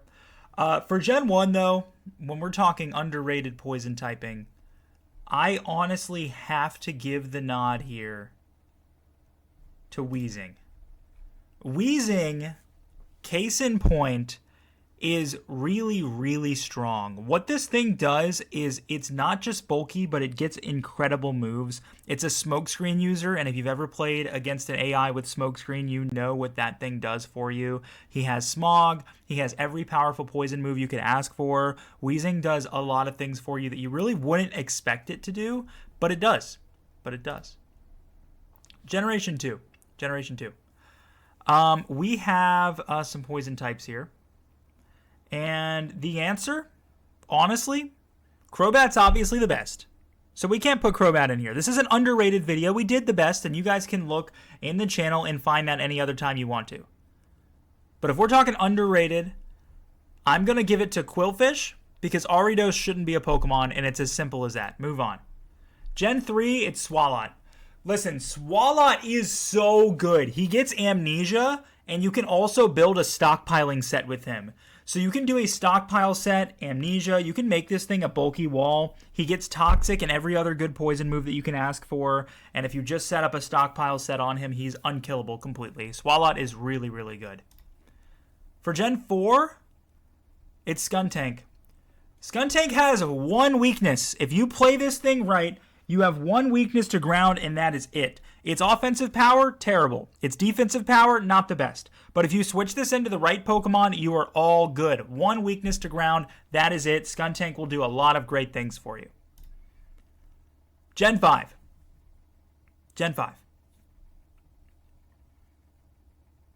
The answer is Garbodor. Tell me you don't know much about Gen 5 without telling me you know much about Gen 5 if you pick Garbodor as the worst Pokemon that's ever existed. Yes, we all clown on Game Freak for Garbodor's design. We think it's stupid. We don't understand why this is what they ended up creating, okay? We all agree with that. But people are so gung-ho on that to the point where they think this is a bad Pokemon, when in reality, it's not. It's a stupid design. It has a dumb name. It's not a bad Pokemon whatsoever. It isn't. You can do a lot more with this thing than you really think you can. And anybody who thinks this is a bad Pokemon just didn't play Gen 5 and just clowned on it like everyone else did. Simple as that. I've got, well, I guess if I'm not counting Megas, it's Dragalge, but I'm going to put Skrelp in there, I guess I didn't anticipate having just two options. So, hey, it's Skrelp. That's the answer. Move on. Gen 7. Salazzle, being poison and fire, which was the first of its kind, was really unique and really fun. This thing hit like a truck, unfortunately, to any ground type move that comes at it. And that sucks. But fire and poison is so good offensively that there's a lot more you can do with this than you think you can. It does lack a little bit of speed. It's not necessarily considered a faster Pokemon either. But again, in the right situation, this can help you out a ton. And I think the typing is really what carries Salazzle here. Gen 8. I don't really like any of these, to be honest with you, except for Sneasler. Sneasler's typing, again, at Poison Fighting is really unique and really good. What Sneasler has going for it, not just with its moveset and its typing, though, is its speed to go with it. Sneasler, case in point, is incredibly fast. It gets Sucker Punch. It gets Stab on Poison Jab. It gets Stab on every fighting move. And that can help you out a ton when you consider it. A ton, a ton, a ton. Generation 9. I am going to go with Rev Room. The only reason I chose this Pokemon is because it's fun. This Pokemon is legitimately a poison car. It's a poison car. It's a car with a bad engine, okay? I don't know why they came up with this. I don't know who decided that this could be a Pokemon. Doesn't change the fact that I love the idea of it. And also, Poison Steel is a pretty cool typing because you have poison immunity, but you can use poison, which is really strange, but hey, it works. It works. And also, you can take out fairies with both of your typings. Most underrated, though, honestly, if I had to pick, it's Swalot. Because Swalot, as I mentioned, if you set him up properly, is unstoppable. A stockpile set on a Swalot will win you any battle so long as you make the switch at the right time. And that's why I really, really like a stockpiling set Swalot. Seriously. It makes a huge difference. A huge difference. So that's about it for our list. If you take a look, here are all the Pokemon. Weezing, Quillfish, Swalot, Skuntank, Garbodor, Skrelp. What's your name again? Salazzle, Sneasler, Revroom, and Swalot is the most underrated. If you have made it this far, I want you guys to all comment down below stockpile. I'm curious to see how many people are watching the end of these videos. So feel free to comment down below stockpile. Or if you're my mom, who I also know is watching this, you can text it to me if you don't want to comment. Either one works. Thank you guys so much for watching, and I hope you guys have an excellent day. I'll see you in a couple days with ground types. It'll be an exciting video. See you then. Good afternoon, everybody, and welcome back to the channel. Wanted to let you know these are coming out, as I mentioned before, every single other day. So every single other day at the exact same time as when I release all these videos. So do keep that in mind and make sure you're subscribed so you do not miss out. We are in the middle of a YouTube partner push, so make sure that you are subscribed. That's going to help out so much to get to that point that we want to be at, so we can start monetizing some of this. You know, I'm not in it to monetize it, but it is a nice bonus and a nice incentive to continue to be consistent, because I've been consistent now with this channel, I think almost 3 months in a row, which I think is the longest I've ever done. So I'm pretty happy about that. Anyway, let's go ahead and get into it. We're talking about the most underrated ground types in all of Pokemon, and we're going to start here with Generation 1. And if it was me, I would actually pick Golem. The problem with Golem that doesn't make him good is the typing. Water and grass being ×4, with that being a very common typing in the Kanto region, hurts. It hurts really bad. And because of that, Golem defensively is terrible. But this is one of the only rock types in the game that gets used to so many incredibly strong moves. And that's why I side with Golem, and I think that Golem is much better than a lot of people consider him to be. Now for Gen 2 here, I'm going to go with Steelix. Taking Onix, which is one of the worst Pokemon in the world, despite the fact that it looks so cool, and making it useful. When everybody saw Brock's Onix in the Pokemon show, we're like, oh, this is so cool. I can't wait to use this. And then if you're me, who didn't play Pokemon Red and Blue when I was a kid, but I did play Fire Red and Leaf Green, when I fought against Brock in the game and he threw out his Onix, and I'm thinking, you know, 7, 8 years old whenever Fire Red came out. I'd have to find out exactly what year. And you know what? We're going to go on a tangent and find out right now. How old was I when Fire Red came out? How old was I? How old was I? Do you think the internet knows how old I am? When did Fire Red come out? Pokemon Fire Red came out in 2004. I was 6 years old. Okay? I was 6 years old when Pokemon Fire Red came out. And I saw Brock's Onix, and I'm like, this has got to be intimidating. Just like it is in the show. It'll kill me. Right? Right? No. No. I one-shot it. I one-shot it. But then Steelix is cool. They take away one of the types that makes Onix super weak to grass and water, and they make it Steel. It looks cooler. It has better moves. It can do a lot more for you. Underrated. Gen 3 most underrated is my boy Whiscash. If you don't start with Mudkip in Ruby, Sapphire, Emerald, you need a Whiscash. It's a Pokemon that a lot of people forget about because it is in an area of the game that requires fishing, where you probably have 6 Pokemon by the time you get there, which is the place after Fall Arbor Town. You get there and you fish there, and then you can find yourself a Barboach, which evolves into Whiscash. It's water ground, and it gets the exact same moves as Marshtomp does. It's excellent. This guy can do so many great things for you. And honestly, again, as I mentioned, if you don't have a water type on your team, this is what you want. The type coverage you get from this guy is so excellent, and you know when a grass type move is coming at you, so you can just switch. You can just switch. Easy. Easy. For Gen 4, I want to pick Gastrodon for a similar reason. I'm not going to, though, because I think instead, we're going to talk about Hippowdon. Hippowdon is so slow, but he packs a massive punch with the right abilities.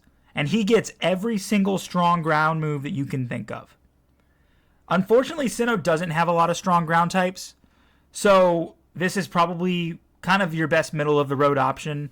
Ideally, you start with a Torterra, and that's kind of what you go with. You wouldn't catch a Gible until very much later in the game, so I think this is the right choice. Generation 5, though, I don't want to pick Seismitoad for, again, the same reason. But I don't think I'm going to. I think I'm going to pick Golurk. Ghost Ground. I want you to name another Ghost Ground type. I want you to go in the comments down below and name another Ghost Ground type. Do you know why there's no comments on this video right now? It's because you can't. You can't name a Ghost Ground type. You can't do it. You can try. You can't. You just can't. The unique typing that gives it normal immunity and fighting immunity on top of the extra strength that it gives you with that extra offensive typing and Ghost as well is huge. And the moves that this thing gets access to because of it are even better. So I basically pick Diggersby, I pick Zygarde, or I pick a Mega Pokemon. I think I'm just going to pick a Mega Pokemon. I know they didn't count, but I don't really have an option because I know for sure that Diggersby I put in either my best or my worst, and then the other one my best and my worst. So I don't really have a choice here. But Camerupt Mega is probably one of the worst Mega Pokemon ever made, but it looks cool. So I'm just going to put it in there because it looks cool. And you know what? It's my list. Let me know what your list would be in the comments below. Generation 7.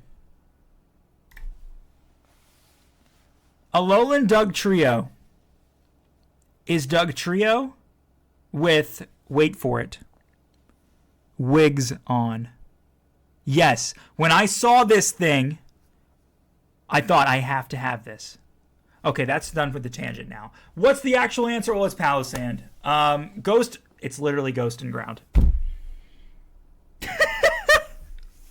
This thing is literally Ghost and Ground. I just disproved what I said. Oh my gosh. At least I corrected myself before I got a comment, right?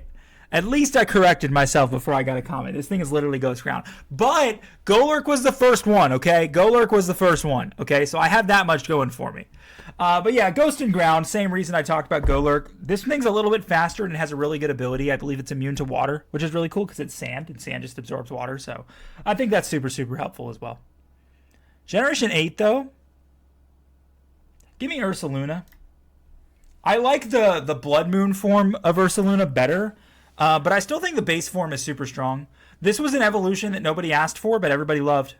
I mean, that's exactly what you can explain, you know? Like, Ursaring was a decent Pokemon. I mean, it wasn't as good as others that you could compare it to, but it was pretty good.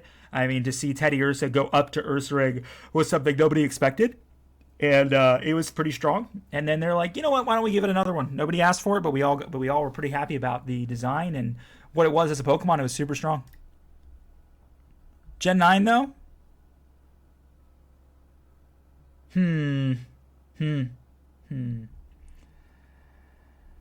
Give me Great Tusk. I think Great Tusk, because of its typing, is really what I like. I believe it's part fighting, which you just don't expect with a Pokemon that looks this way, and it's very unique with the typing on top of the moveset that it can get. That's really all I could tell you about Great Tusk. All these Paradox Pokemon, in my personal opinion, are very forgettable because there's just so many of them and they're generic names instead of actual Pokemon names, which is exactly where they screwed up. But I've gone on so many rants and tangents about Generation 9 and how I've enjoyed the game, but there's a lot of things I would change. So it is what it is. We've had this conversation plenty of times. But what is the most underrated ground type? It's a Whiscash.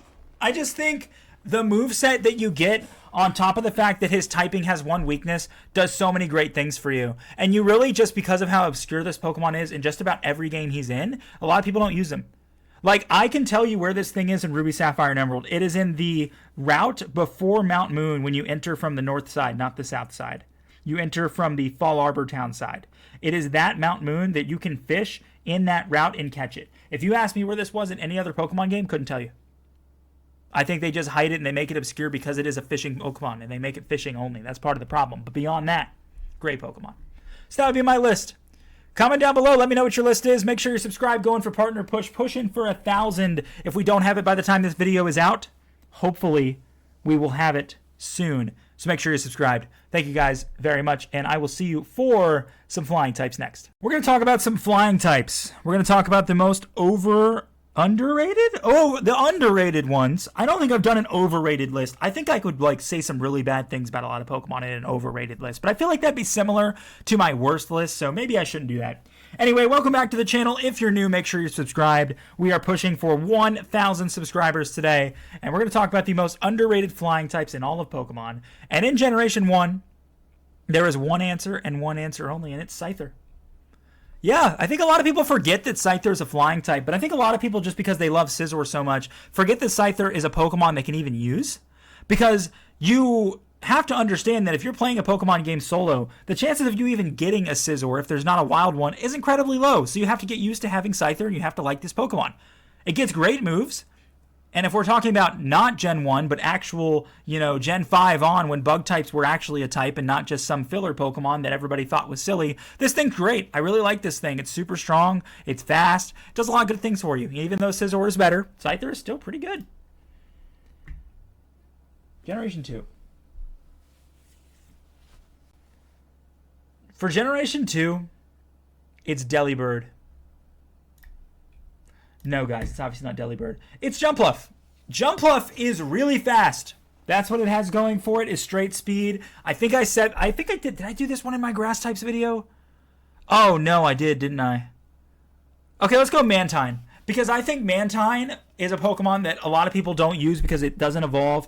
It looks like it should evolve from what is your name? What is your name? The thing that's underneath a Mantine. Remoraid, but then Remoraid evolves into Octillery for some reason. Who decided that was something that made any sense? But anyway, beyond that, Mantine was a Pokemon that had decent special defense. That's exactly what it was made for. And Water Flying is a really good type. It was the first of its kind, and it did a lot of good stuff for you. So no complaints at all with Mantine. Gen 3. Pelipper is so bulky that you forget that he's bulky because he has so many weaknesses. You can run Stockpile Set on this guy. He gets every flying move you can ask for. He gets every water move you can ask for. Pelipper, that's our boy right there. Pelipper can do a lot of work for you. Okay. Gen 4 is Mothim. I have one word for you, and no, I didn't just fart. My chair creaked. Don't even try. Lean back in my chair, and it creaked. I did not fart. But if you think I farted, go ahead, comment down below. They're good for the YouTube algorithm. Anyway, Mothim gets Quiver Dance.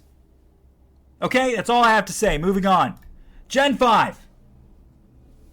For Gen 5, it's Swoobat. Swoobat is Psychic Flying. Please tell me that there has not been another Psychic Flying type in the game before this one, because there was not. Sigilyph is also a Psychic Flying type that was in the same generation, but you get Swoobat first. Heart Stamp is an interesting move. It's a move that only this thing has, as far as I know. I don't believe anybody else gets it. They should give it to Love Disc or something, but they won't. But yeah, I mean, this thing is fast. It is a abomination of a design, but hey, it's better than you think it is. I'll tell you that much. Gen 6? Well, I'm going to go with Vivillon because I don't really have an option because I picked Hawlucha in my fighting video, and Noivern is the best, which means, is Talonflame the best? I'm going to say that Noivern, actually, because I think I would say that Talonflame is the best, and I would go back in my video if you guys want to see my flying type video and let me know if I actually picked Talonflame over Noivern. But I'm going to go with Noivern. Obviously, it's a pseudo-legendary. It's a Pokemon that when you see Noibat, you don't think it's going to turn into some beast, and then it did. It's fast. It's got great Dragon-type moves with Dragon Pulse. It's a special Dragon user, which was something that we didn't get too much of beforehand, and it does a lot of good stuff for you. Gen 7? Give me the Fire Oricorio.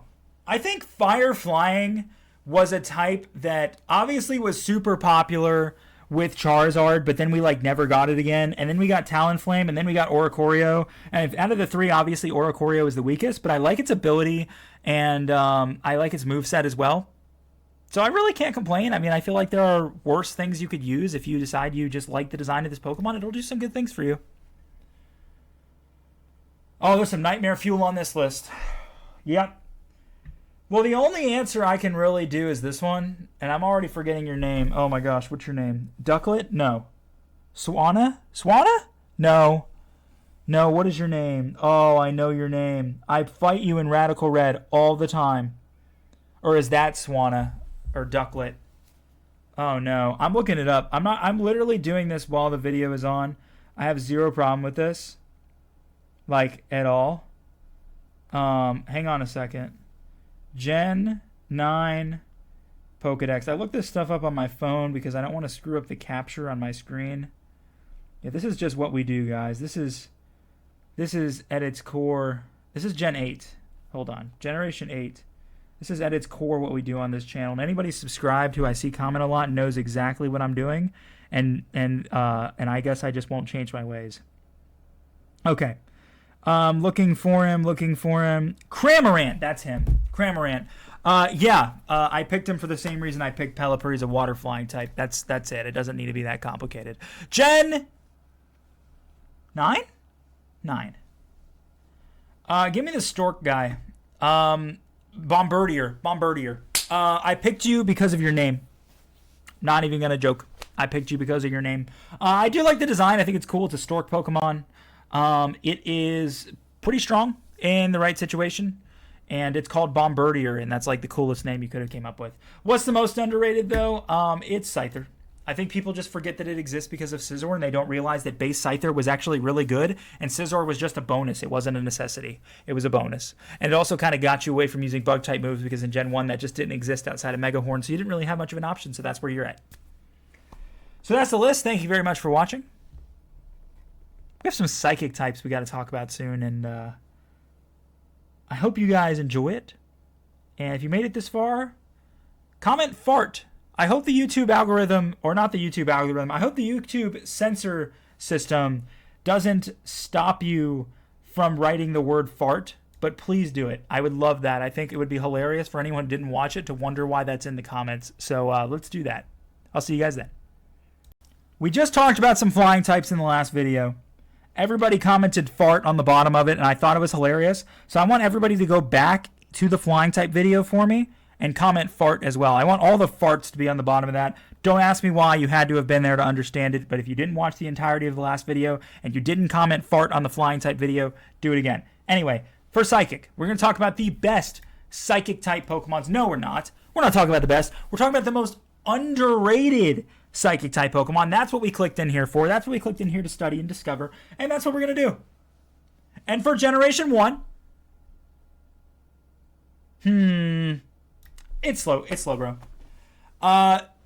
Hence its name. It's incredibly slow. But this guy's moveset, defense, and attack power is incredibly strong. He gets Psychic, but he also gets Amnesia. He will bulk you up with how much HP he has, how much special defense he has, how much physical defense you can give him because he also gets Defense Curl, and then blast you away with either a Psychic or a Hydro Pump. Slowbro's the dude. Oh my gosh, these unknown. That's okay because the answer is unknown, guys. The answer is unknown. It is. I'm not even going to joke with you. I may have put this on my worst video. I think I did. Keep this in mind. I have used one since then and realized it's not as bad as you think it is. You just have to be incredibly over-leveled. There are worse Pokemon you can use than Unknown, though. Seriously. If you want to use one for the novelty of it, maybe you get one that's the same letter as your name or something. Do it. Nobody's telling you not to. Okay, Gen 3. It is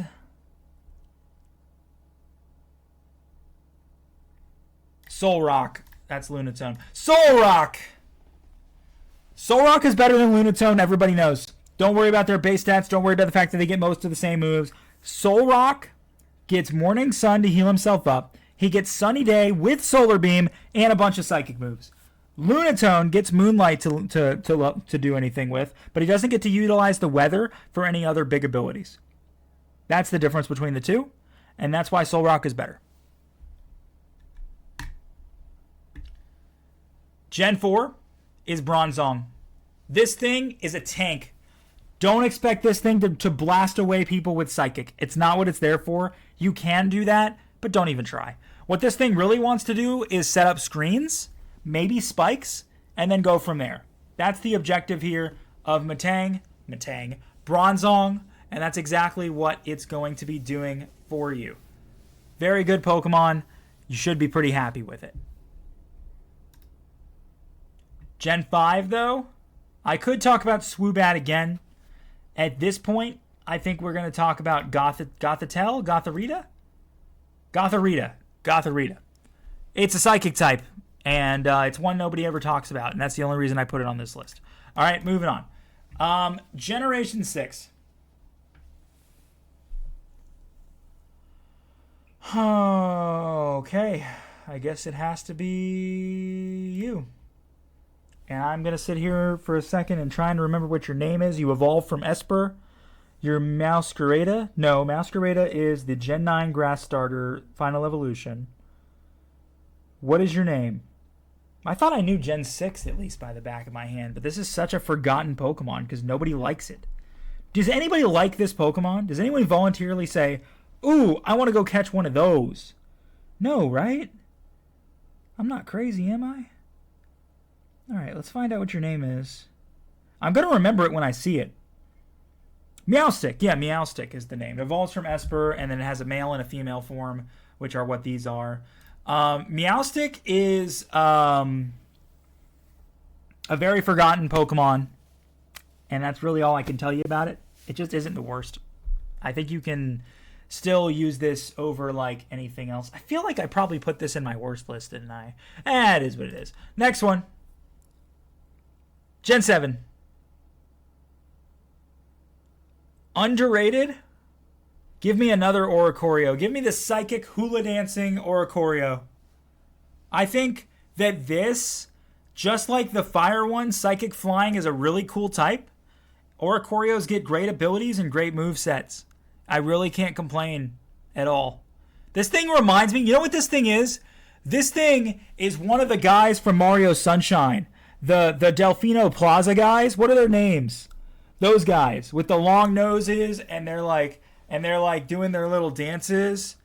Oh man, I know their name. I know what their names are, but I keep forgetting what their name is. But if you've played Mario Sunshine, you know what I'm talking about. The guys with the long noses. I at least I know what I'm talking about. Okay, I do. Gen 8.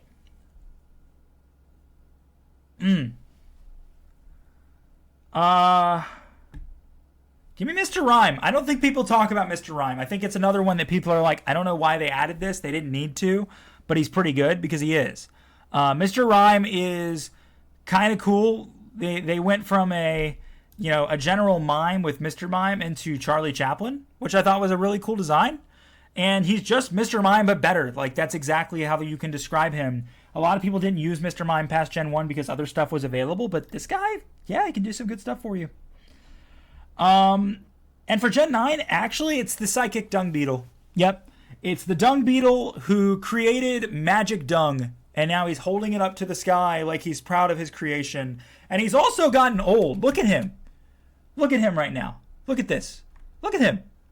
Like, that is a crotchety old man who has, like, lived so long. He's rolled so much dung on the ground. He just developed sage powers as he's gotten older and wiser. Like, that's what this guy is. There's no other explanation. That is who he is. Gen 9, the most underrated. It's slow, bro. I mean, you really can't pick anything else with how strong this thing can be for you. I don't see a reasoning why any of these others would be more underrated and kind of forgotten about just because there's other options than Slowbro is. Not to mention you need a stone to evolve them, which I think is part of the problem where it takes a little bit, or people just might not have it or not know how to get it because it's Gen 1, and anyone playing Gen 1 today either played it when they were kids and never played it again, or, well, I should say anyone playing Gen 1 for the first time played it as kids. They didn't know what they were doing, just like me. So, that's that. That's the list. Thank you for watching. Make sure you subscribe. Again, 1,000 subscribers push. Bug types are next, and I'm going to have some really difficult choices to make because bugs are just very, very bad. And if you made it this far, comment. What should we comment? Old and wise. Comment old and wise if you made it this far. Thank you very much for watching. Have a great day. Before I start talking about some Pokemon, I did want to let you guys know we are pushing for 1,000. 1,000. I'm filming this on January 1st. I believe this video is coming out on the 19th. So if I'm not there already, or even if I am, just hit the subscribe button. It's not going to change any of the things you see on your feed. If for whatever reason you don't want to be spammed with my stuff and you like to kind of look at my YouTube stuff every once in a while, that's fine. No big deal. Just subscribe. Let me know you exist. We're pushing for 1,000 and I know we can do it. But let's go ahead and get started. We're going to talk about the most underrated bug types in all of Pokemon. And if you know this channel, but just in general know Pokemon, you know that the bug type is by far and beyond the most neglected type in early Pokemon. And as time goes on, it got much better. But unfortunately, it's incredibly neglected to start off. And for the most underrated, in my personal opinion, it's actually Venomoth. The fact that Venomoth gets a handful of psychic moves plus hypnosis actually sets him aside from other bug types that are around. Dustox basically took the concept of Venomoth and ran with it. When I might even put Dustox in Gen 3, we'll see what my options are. But Venomoth actually is a lot better than you think. He gets a lot more moves than you know that he gets because you don't use this. Like, you don't use this, so you don't know what moves it gets. But if you actually use it and get it to a decently high level, you can do some cool stuff with it. Gen 2. It's Fortress. This is one of the best walls in the game. Unfortunately, just like Ferrothorn, if you bring a fire type out, you're done. But if you don't, you can do some really great things with it. Stealth Rocks, Spikes are available. Toxic is available. Sticky Webs, also available, right? There's a lot of things you can do with this in competitive battles so long as you switch it into the right thing and hope that there's no fire move on the other side. And with terastallization being a thing in today's day and age, you can actually make this thing even better competitively. Gen 3, did I speak it into existence or not? Is it Dustoxed? No, it's Shedinja. Just like I talked about, where if you strategize properly, you have success. This thing has priority moves. This thing has, of course, Wonder Guard. And as long as you know the enemy's moveset, you're going to be just fine. Unfortunately for this thing, status can also kill it. So a poison immunity would have been a lot better in hindsight to give this guy. But they never ended up doing that for whatever reason. That'd be really cool if that's something that they could have given Shedinja, a poison typing or something. But beyond that, you know for sure that this is a Pokemon that you can switch into at the right time, either competitively or uncompetitively, and there's nothing that can be done about it, and you win. You just have to place him in the perfect spot. For Gen 4, I already talked about Mothim before. I'm going to talk about Skorupi, and here's why I'm going to talk about Skorupi. It's all about the potential. This tiny little Scorpion is bad compared to the other stuff around. It might be the worst, but he evolves into Big Scorpion, and Big Scorpion is good Scorpion. Big Scorpion does lose bug typing, but I'm not talking about picking Big Scorpion here, which is not an option. I'm talking about picking Little Scorpion. Little Scorpion is the answer. Scorupy. Gen 5. Clearly already talking enough, huh? Gen 5, the answer is obviously going to be... Crustle. Crustle? Crustle? Crustle probably sounds a little bit better. Crustle's a wall. He's a wall. I don't think his weaknesses that the rock typing gives him hurts him that much. I think that because of the bug typing, it offsets fighting. It offsets ground that would have otherwise hurt rock. He gains a water weakness. He loses his fire weakness. He loses his flying weakness.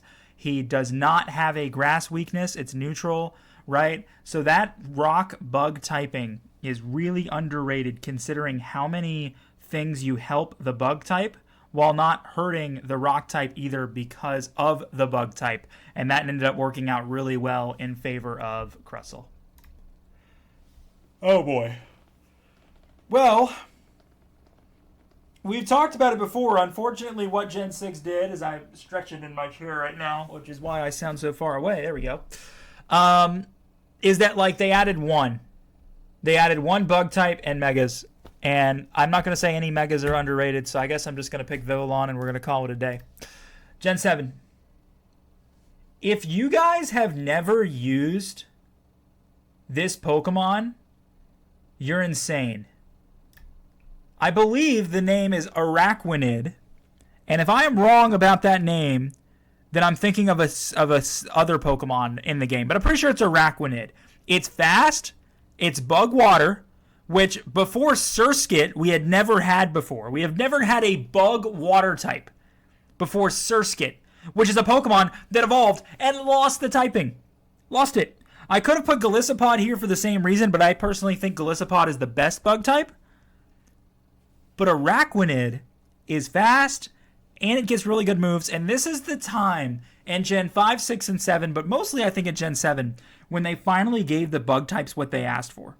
When they finally gave the bug types actual power, and they weren't just neglected. Obviously, you have your outliers, Pinsir and Heracross were in there, but those guys are like Pokemon that are in the end of the game, and there's like one good bug move in the game, which is Megahorn all the way up until Gen 4, so that's why that's the case. Araquanid, super strong. Generation 8 is Frostmoth. Frostmoth. Bug Ice. Bug Ice. This thing's moveset, while it's going to be absolutely destroyed by so many different types defensively, its moveset and its power is so great. It is so great. You can put a Blizzard set together on this thing, and it gets sticky webs, so you can just keep people slower than you, and just attack first and sweep, and that's your best bet pretty much with Frostmoth. But it works. It does work. Gen 9. I could say it's Rabska again. But Spidops is here. Spidops, let me say something about Spidops real quick, guys. First of all, I may have put Spidops in my worst video. I hope everybody watching this knows that video was over 6 months ago. Might have even been longer than that. I know it wasn't this time last year, so it was probably like March or April last year. I don't know. I have no idea how long ago that was. I might have put Spidops in my worst video. No, actually, that worst video might have been over 2 years ago. We'll figure it out for sure. But here's the thing with Spidops. He is disappointing when you have a Pokemon that looks like this. You're expecting it to power up, just like a Magikarp does. You got this, and you liked the design, but the ability to really do much was disappointing. That was up until I had a proper moveset and level on Spidops, and I was destroying people when I had it. Spidops is fast. He's a knockoff user. He gets all the great bug moves, including First Impression, Megahorn, not Megahorn. What's the, if you don't have a horn, what's that one? It's something, okay? I already forgot the name of it, but it's good. Whatever it is, it's good, right? All while having access to Swords Dance. Like, this thing's not bad. It really is not bad. You can do more with this than you expect. And I did like the design. Looking at it right now, it kind of looks silly. I guess maybe it looks better in 3D, but I like the design. Oh, excuse me. I like the design. What's the most underrated, though? The most underrated bug? I think it's actually Crustle. I think the fact that you have a Pokemon that can be used as a setup Pokemon and the rock typing helps negate so many bug weaknesses while not adding enough to, offset it really helps Crustle defensively. And he's a Stealth Rock user. He's a Spikes user. He gets all kinds of bugs and rock moves. This thing is like the ultimate setup Pokemon. And he might even... does he think he gets Spore? I don't think he gets Spore, but I'll look into that off screen. Or you guys can let me know in the comments. How about that? But that's about it. That's my list. Oh, I'm not yawning, guys. I did not just yawn. That's my list. As you can see, I'm going to scroll down very slowly just so you can jog your memory on who we got here. Make sure you subscribe. Make sure you subscribe. If we're not at 1,000 yet, we need to be at 1,000 now. So subscribe. And we have got 1, 2, 3, 4, 5, 6, 7, 8 more. 9 more videos. 9 more videos before we are done with the underrated list. So do not miss out, and I'll see you guys for another one soon. Before I get started, as I mentioned before, we are trying to hit 1,000 subscribers, so please make sure that you are subscribed to the channel. Let's go ahead and talk about some of the most underrated rock-type Pokemon. It's super, super simple. It's a type that unfortunately is drawn back by its weaknesses, but what draws you to it is how powerful it can be when used at the right time in the right place. And for that to be the case, that's where we start here with Generation 1. And what is the most underrated rock type? Omastar. Rock Water redeemed Omastar because it removed weaknesses, which really helped it out. What it hurt, unfortunately, was the fact that it added a quad weakness to grass.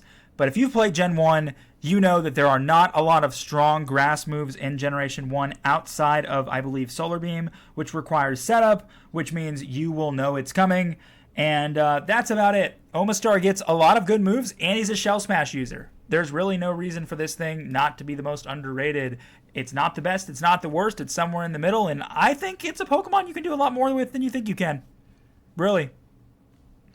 For Gen 2, Sudowoodo. This is the perfect example of a Pokemon that is popular, and the only reason why is because of its design. However, did you know... I actually don't have an explanation for this. I just think he's the most underrated because I look at the rest of these, and I've already talked about a couple, and Shuckle is probably the best out of this list if you don't count pseudo-legendaries. And you know what? Actually, it is Shuckle. It is Shuckle because I do count pseudo-legendaries on this list, and obviously Shuckle is an ultimate tank, so he's going to be the list. All right, good. Gen 3, move on. Horrible explanation, move on. Ooh. Okay. For Gen 3, the answer is Nosepass. I want to take a trip down memory lane with you guys for this one. Just about every single person who played Pokemon Ruby, Sapphire, and Emerald as a kid remembers the first gym leader, Roxanne's Nosepass.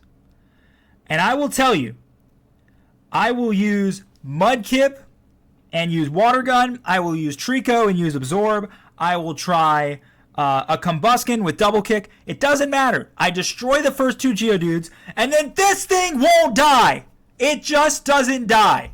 And then she heals it, and heals it, and heals it, and heals it. I was a kid brought to tears over that battle a million times over because I didn't understand that all you had to do was just level up your Pokemon more because I was destroying those first 2 Geodudes because they were quad weak to water and grass. So I was just destroying them, not to mention they didn't have good defense. And then this bulky monster comes out that's just pure rock, so it's not a ×4 weakness. And I was literally a kid in tears trying to figure out how you kill this Nosepass. And then I realized, well, also I was a stupid kid who didn't know how to play the game. This thing's bulkier than you think it is. It really is. The fact that they even added Probopass as an evolution, I feel like was Game Freak's way of just being like, this would be funny, right? Which is exactly why I'm putting him for Gen 4, by the way. But the fact that Nosepass was so difficult to kill didn't make sense. It really didn't until you look at its statistics and you see how much defense this thing really has. And Probopass is just Nosepass, but better. Okay? It is. Gen 5. I already picked Crustle. I'm going to pick Tortuga. Water Rock, I've talked about it before, is an underrated typing. This is another Shell Smash user. Unfortunately, he's incredibly slow, but that's okay because he also gets Curse on top of it. This is a very strong Pokemon. Gen 6. This is where things get tricky. Because it's Carbink. No, it's not. Don't even. I'm not even going to do that. I mean, funny enough, I really don't have a choice to not go with Barbaracle. I like Barbaracle. Anyone who's watched my Pokemon Logic quizzes knows that that's what I think about every single time I think about this Pokemon, because I spent probably 15 to 20 minutes on one clue that I was convinced was Barbaracle, and guess what? It wasn't. I thought it was spelled wrong. I thought everything. And I got a lot of comments like, it was so easy. My brain just doesn't work for these Logic quizzes, which is exactly why you're getting this video and no more of those. You know, if they make... Obviously, Generation 10 will come out eventually. When I play that, I will do a logic puzzle right after I finish the game, okay? But you guys got to hold me to it because I'm going to forget. But I will do a logic puzzle right after I finish the Generation 10 games. They probably won't be out this year. They'll probably be out next year or the year after. I want them to take their time. I have zero problem with that because Gen 9, as we know, while I had fun playing the game, lacked some qualities that Game Freak themselves have set for themselves, and they were rushing it out for money and trying to get it out before Christmas because it came out in like December or November or something. I get why they did it, but now they seem to have kind of shifted their mindset where like ZA was supposed to come out soon and they've barely made any progress on that, and that's a great thing. Take your time with Legends ZA. That's a game we all want to enjoy, and I hope they continue that mindset and do not force anything in regards to trying to get another generation of Pokemon out to us. Just take your time. We're happy with the games we have now, and you know, make the best quality game you can. So, tangent over, but at the end of the day, I will do a Gen 10 logic puzzle one day. Gen 7. Okay. I'm going to go with Alolan Golem. At the end of the day, Rock Electric is really cool. Nobody asked for this thing. Nobody knows why it exists, but it's underrated because of its typing most of all. Unfortunately, it's still incredibly slow. It still gets destroyed by ground-type attacks, but it is not quad weak to grass or water anymore. So there's your benefit. Generation 7. 6? 7? This is 8? This is a Generation 8 Pokemon? Anyway, give me Hisuian Avalugg. Avalugg was already one of the best Pokemon around, and they gave it a Hisuian form that added rock typing to it. It didn't necessarily need that. It definitely added more weaknesses, which definitely pushed it down a little bit. But that doesn't mean that it's still not really good offensively. And you still get... what is the ice move? Is it Icicle Crash? What's the Icicle move that is priority? Ice Spinner, maybe? It's one or the other. It still gets that. So that with a powerful hit, you can do a lot of good stuff with them. Generation 9, though. Yeah, I mean, it's Glamora. I want to put Cloth for the memes. I really do. But I can't because of the fact that it's just bad. It just is. People love the design, but that's it, really. Glamora is a tank. It's a tank that gets T-Spikes. It has Toxic Debris as its ability just to add to some extras there. This thing still will get one-shot by the right Pokemon, but it is about as good of a wall as you can get so long as you set up with it properly. Most underrated, though? Yeah. It's not even a question. You just don't expect this thing to be as difficult to kill until it is. Until you see it. And anybody who's going to go in the comments and tell me that I'm wrong, I want every last one of you to queue up Pokemon Ruby, Sapphire, or Emerald. Go into the first gym with a level 12 to level 13, or maybe even match its level. I think it was level 14 or level 13. Match its level with either a Trico or a Mudkip and tell me how you feel. You're going to lose. You're going to lose. Alrighty. That's the list. Thank you for watching. Let's talk about some ghost types. See you then. Guys, I scrolled all the way to the right side of the list. Okay, I'm all the way on the right side. There is no more scrolling to the right that I can do. We are near the end, but we still got to talk about some dragon types. But before I do that, I think you guys know what I'm going to ask you.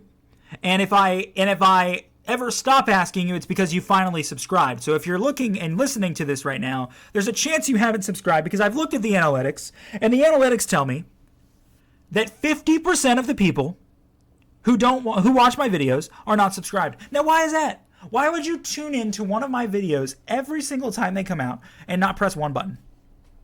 I don't know, but that's what people choose to do. So if you're one of those 50%, what are you doing? Let's go. Subscribe. Chop, chop. On to there. All right. What is the most underrated dragon type of Generation 1? It's Dragonair. Because I guarantee I put Dratini as the worst and Dragonite is the best. Gotta go with Dragonair. Nothing I can do about it. Oh, wow. Okay. Gen 2's done. Let's have a real conversation now, okay? Underrated Gen 3 is Flygon. I feel like the problem with Flygon is that he gets overshadowed so easily by the other dragon types of this generation.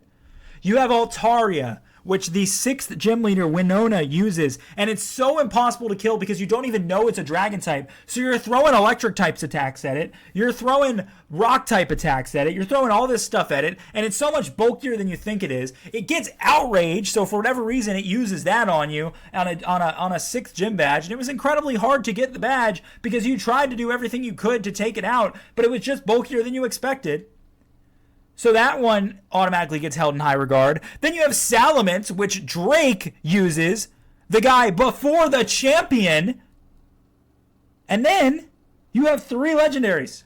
Flygon's kind of that odd man left out that everybody forgets about. And the reason why everybody forgets about is one thing and one thing only. And his name is Trapinch. Trapinch is a Pokemon you encounter in the desert after the 4th gym. And what you do when you see him is you think, oh, this thing sucks. I'm not catching that. And you move on, you get your fossil, and you leave and go straight down to Petalburg City to fight Norman. You don't even care about Trapinch. And then you see Flygon pop up later in the game, and you're like, that thing's cool. I wonder what that evolves from. You didn't think Trapinch, I'll tell you that much. You did not. Flygon, underrated. Gen 4. Okay, so I pick a legendary or I pick Garchomp. I'm going to pick Gabite because you can give Gabite Eviolite and then he's kind of good. All right, move on. Gen 5.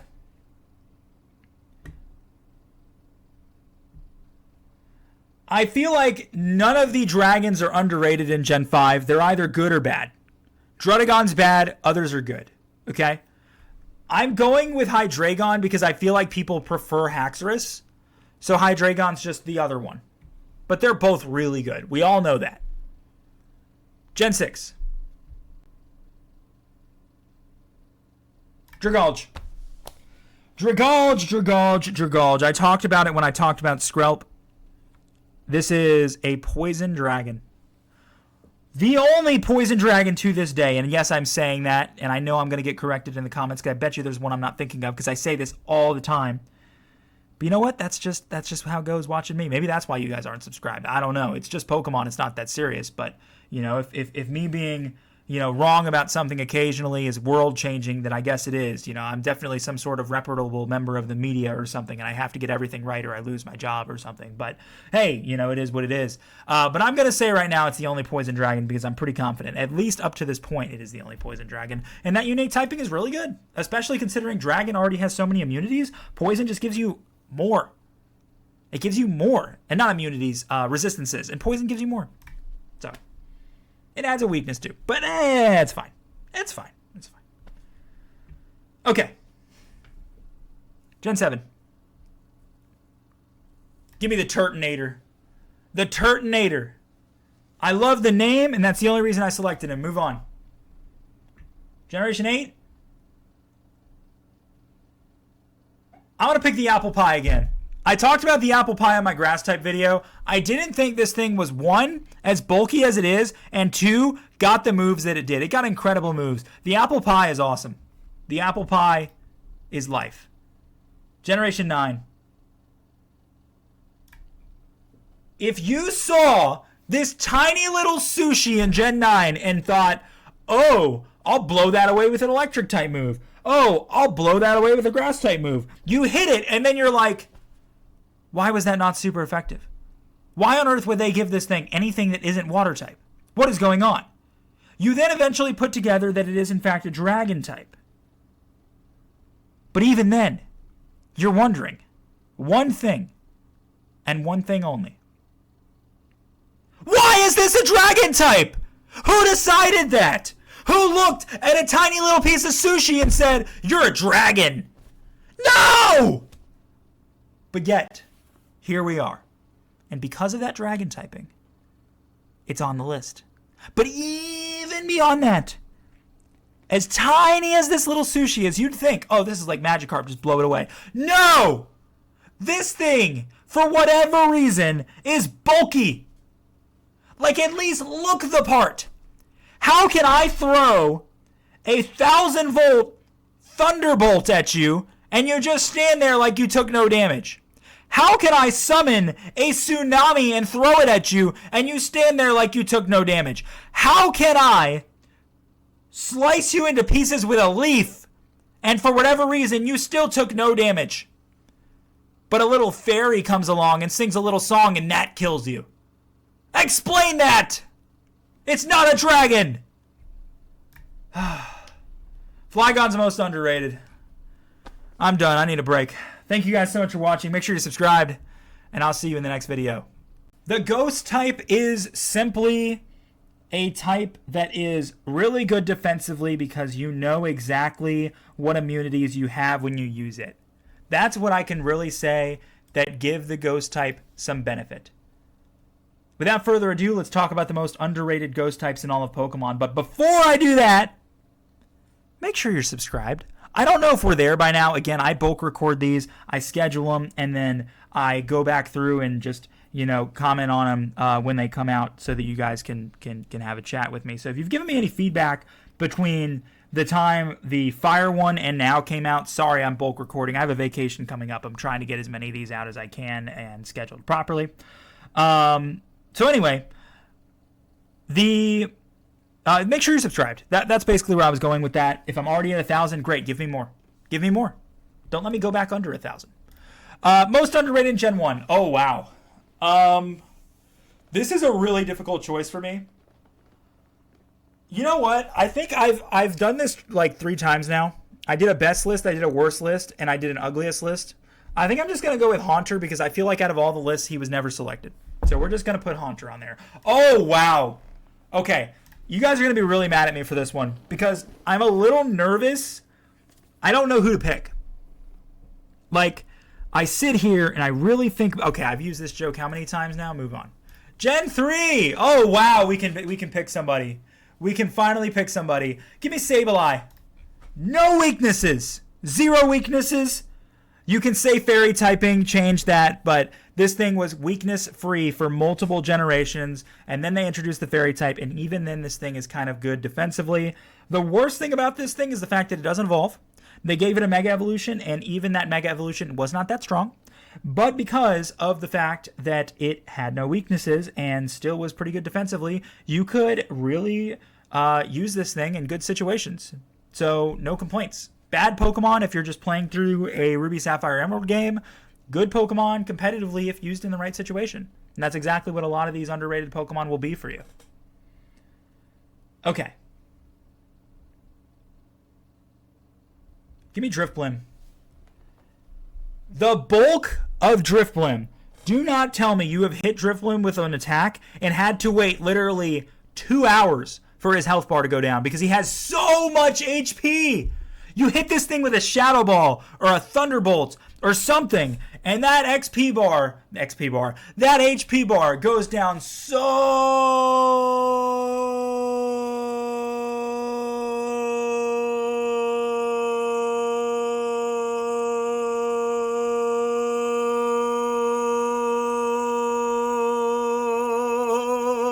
slow.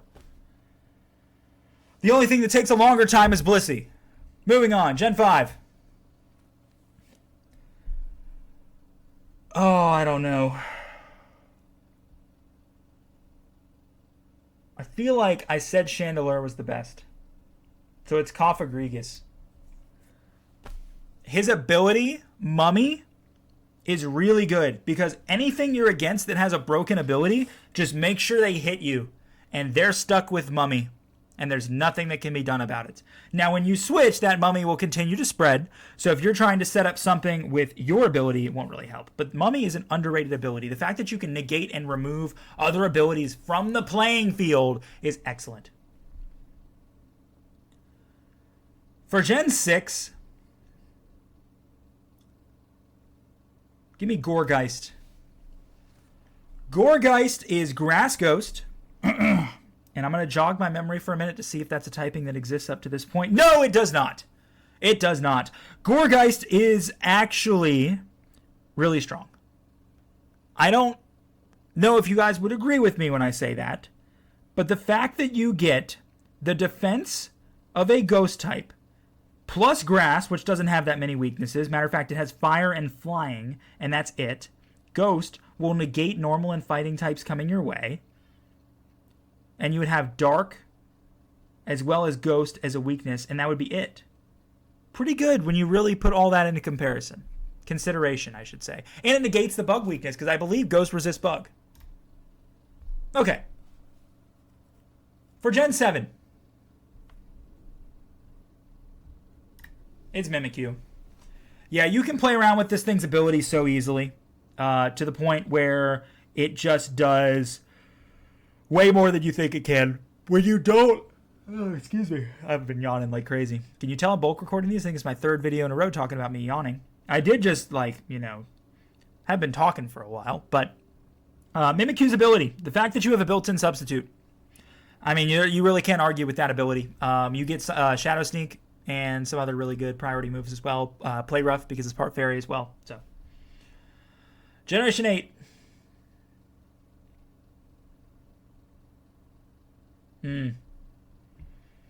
Poltergeist. Gen 9. I don't have an explanation. It's just everything else on the list wouldn't apply. And this is a good Pokemon. I just don't like its ability very much. Gen 9.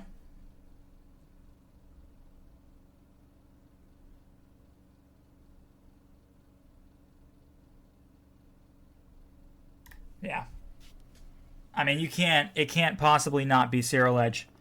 Ceruledge, I know it's not underrated. People look at this and they think it's awesome. Because it is awesome. It is. The reason why I say it's underrated is because it's not the best. It's not the best of the bunch. And for me, I picked Armor Rouge because I thought it looked cooler. Ceruledge is actually better than Armor Rouge. I'm going to be the first person to say that. So anybody else out there who picked Armor Edge because it looked cooler, Ceruledge is better. The most underrated is Drifblim. Drifblim is quite simply too bulky. It doesn't matter how many weaknesses he has, he'll take multiple hits to take down. He has a good ability and he has great moves because of his flying and ghost typing. He has access to excellent special ghost and flying moves. Drifblim is the answer. That is today's list. Thank you for watching. If I put something on the list that you would put differently, let me know in the comments below. I'll pin my favorites. And if you made it this far, comment Drifblim with no other explanation needed. I will see you guys for the dragon typing video. Alright, I had some water after that dragon type video, and I've got one more in me. Let's talk about the most underrated dark types in all of Pokemon. I think this is going to be a quick list. I have some Pokemon in mind that I'm hoping when I see the list full of Pokemon I still agree with. And let's do it without further ado. Okay. Let's go ahead and put Missing No on this one. And the reason why we're going to put Missing No on this one is because this is Pokemon number 152. It's underrated because you don't know it exists. Simple as that. And if you want to try and find it, go for it. There's a bunch. There's like 4 or 5 different places you can fish, I believe, to find it in, Pokemon Red or Blue. But not in the re-released Virtual Console version. They removed it from that one. Excuse me again. Phew. Maybe I don't have another one in me. Gen 2! Can you see the energy is still in me? The energy is still there. The energy is still there. Which is exactly why you all need to subscribe. Oh, you thought I wasn't going to mention that? You thought I wasn't going to say it? I just did. Subscribe. Okay. It's It's Murkrow. It's Murkrow, Dark Flying. I bet you didn't know that Murkrow is bulkier than you thought. I have used a Murkrow and tanked many hits that I didn't think that I could. And he survived. Murkrow, underrated. Gen 3, give me Cacturn. Cacturn gets really good moves. Really, really, really good moves. That is the benefit to him. He gets Swords Dance as well. And they missed out on an opportunity to give this thing Rough Skin as its ability. I think they should have had Rough Skin. This thing is a literal cactus Pokemon, and he didn't have Rough Skin. Thought that was kind of disappointing. They could have added it as his hidden ability later on, maybe. But they just, I don't know, they didn't do it. But that's the one thing he's missing. But otherwise, he looks pretty cool. He's a Scarecrow Cactus. Gen 4 is Spiritomb. This is a Pokemon with no weaknesses up until the Fairy typing was introduced. He gets Shadow Sneak, he gets Sucker Punch, he gets way better moves than Sableye does. And that's what makes him underrated in the fact that he's just way better than Sableye as well. A better version of Sableye. Generation 5. If it had to be anything, it's Zoroark. I know Zoroark's a Pokemon people use a lot. And I get why they use it. But if you take his ability out of the equation, would you still use it? Well, I would. Because it's incredibly fast, and it gets a lot of incredibly strong moves, both physically and specially. Zoroark is pretty good. All things considered, even if you took the ability out. Okay, for Gen 6, I either pick Pangoro or Malamar. I'm going to pick Malamar. Because I already picked Pangoro in another video. And you know what? Malamar is nightmare fuel for a design. And it's a dark type for some reason, even though it's a squid. Hey, it is what it is. Gen 7. Alolan Muck is another Pokemon that no one asked for. It's a Pokemon that, of all the designs they could have gone for, they chose that. Alolan Muck, however, is fun to use. He gets Knockoff, he gets Sucker Punch, he gets a whole heap of Poison-type moves too. Can't deny, he's kind of fun to use. And when you see the animation of his design, it's even cooler. Generation 8.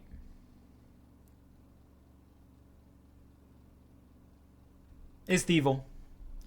Thievul is fast. And that's the only reason I chose him. Not even going to try to make up an explanation there, because I didn't have one other than that. Gen 9.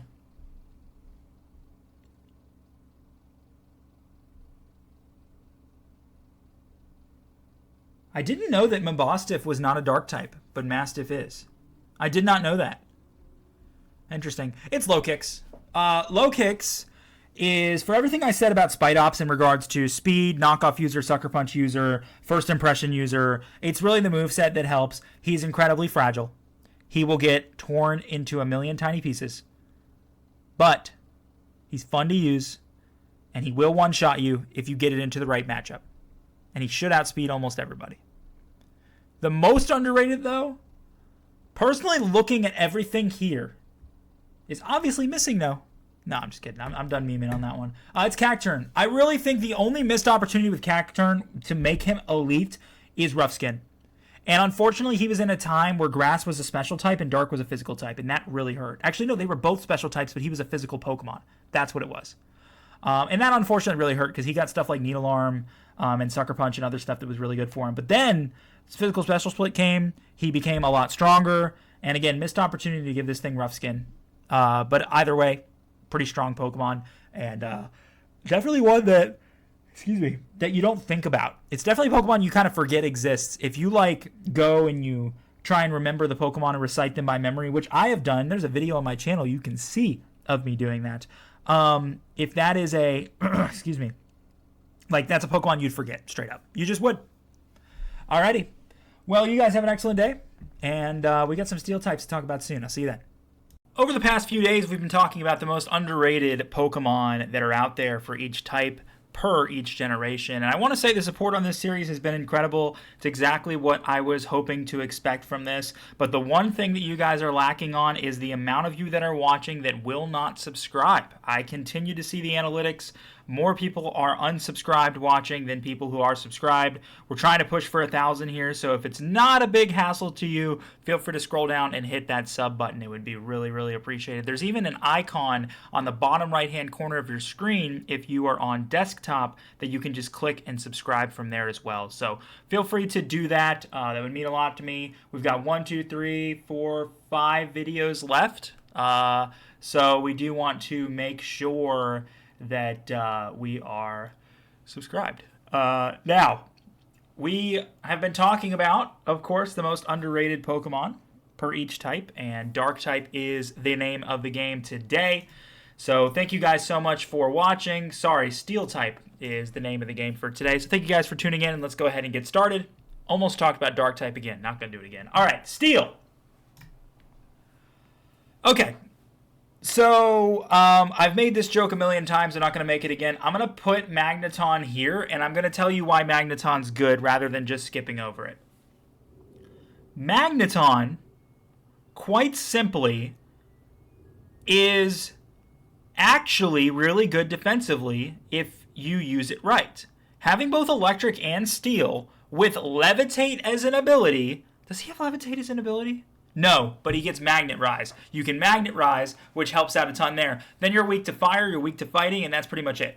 So after that, you're like good to go once you have that Magnet Rise. That's what it was. It was Magnet Rise that makes him underrated, that makes him usable. That's all I'm going to say about Magneton, all right? Gen 2, most underrated is Forretress. When you are, quite simply, one of the best walls in the game, and if the fire typing didn't exist, you would be practically unstoppable. This thing gives you rocks, it gives you spikes, it gives you protect, you can put toxic on it, you can tank whatever you want and just stay out there and be a nuisance. That is exactly what Forretress does. Period. Gen 3. Underrated? It's actually funny because there's so many good Gen 3 steals. There's so many good ones. There really is. No, guys, I'm joking. It's Aggron. I mean, everything else is just really, really good. I wouldn't even say Aggron is underrated, but I would say that everything else on this list is just too strong, and Mawile is garbage. Aggron is a great tank. He gets every good steel move you could ask for. What he's lacking in is his overall typing. Doesn't really help him defensively, which is part of the problem because he gets a lot of tank moves and he does have a lot of defense, but it doesn't really help when you get smashed by fighting and water and you name it, a number of other ones. But really, really underrated Pokemon because of its overall moveset. If you make sure that you switch this into the right thing, you're going to be in a good spot. Gen 4. I am interested here. And you know what I'm going to go with?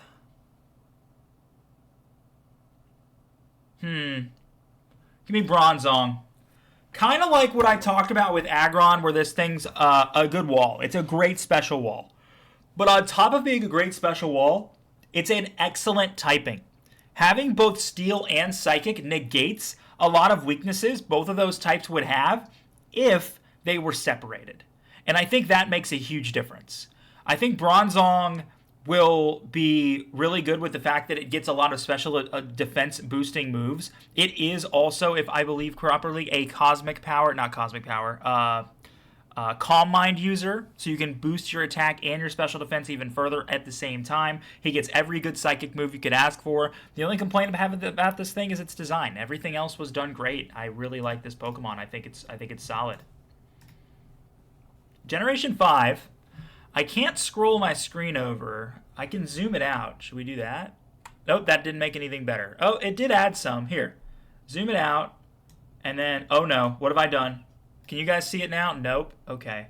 This is just... Oh, I know what to do. Hold on, guys. I got you, guys. Look at that. Look at that. Oh, look at that. Look at that. Look what we can do. We can edit While the video is being recorded. Oh, we got more over there. Hold on. Hold on. Keep scooting it over. Scooting it over. All right, right there's the max. So we'll bring it back here. Look at that. You guys didn't see that coming. You guys didn't think I could just do that while I was recording, did you? Obviously, you did think that. What is this? When was there a time machine Pokemon? Is that a time machine? It's got a clock? What is going on? What is this? Did Mega Tyranitar come out earlier than we thought? Is there a secret Tyranitar regional variant we didn't know about? What's going on here? What is this? That's not a Pokemon. I've never seen that before in my life. And I guarantee the last time I talked about steel types, this wasn't there. I guarantee. There's no way that was there. There's no way that was there. Okay, the answer is obviously Kling Klang. Gear Shift. Gear Shift is the only thing I want to say about it. It's one of the best moves. It's the only move. It's a Kling Klang specific move. It's awesome. He also gets Autotomize on top of that to boost his speed. This thing's excellent. Kling Klang is a really good Pokemon. He sets up incredibly well. For Gen 6, it's Klefki. I wouldn't even say Klefki was underrated because people talked about Klefki in Gen 6 as one of the best ones, but we all know who the actual best one in Gen 6 is. So if it's not going to be that, it's going to be Klefki because I'm not going to count Megas. Actually, I think I have counted Megas before, but I honestly think these Gen 6 Megas are just too overpowered. It is what it is. But Klefki, Steel Fairy, gets great moves and can pack a punch, despite the fact that it's just a tiny little set of keys. Gen 7, if you have ever fought against a Togedemaru, you know what I'm talking about. Zippy Zap is incredibly strong. Zippy Zap, is that the move it gets? No, it has a unique move. What's the unique move this thing gets? Is it Zippy Zap? It's one or the other. Regardless, the unique move that this thing gets, whatever it is, I know is incredibly fast. And on top of that, he also can wear Rocky Helmet, and I believe it has... it's not Rough Skin, but it's the same thing as Rough Skin for its ability. Just to make things even better, right? This thing is bulkier than you think it is when you look at it. I mean, it's fat, but it's so tiny that you just don't expect it to be bulky until you hit it, and then you really get hurt. So this thing is excellent for you, and it negates any Skill Link user almost immediately as well, which Skill Link was really popular in Gen 6 and 7, and they kind of just got rid of it because it was OP. So, you know, it is what it is.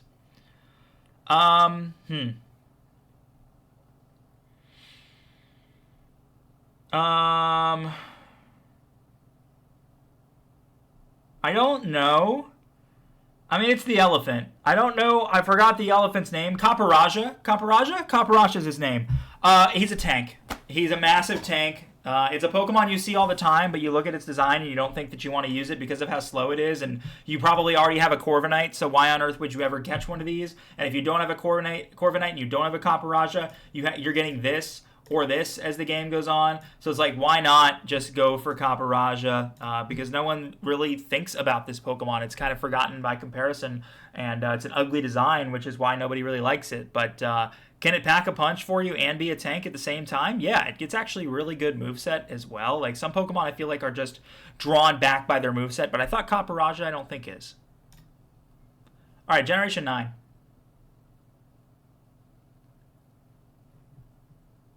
Forgot your name. You're the snake guy who's a steel type, and you get coil, and you get a whole bunch of other snake related moves, and also ground moves, and also steel moves, and I think you have something where like you negate ground moves and like all that good stuff. That's what this guy is, and I already forgot his name. I keep thinking of Sandaconda. That's not what he is. And he's Orthworm. Orthworm is his name, and I'd say he's probably one of the more underrated ones because like obviously people love Tinkaton.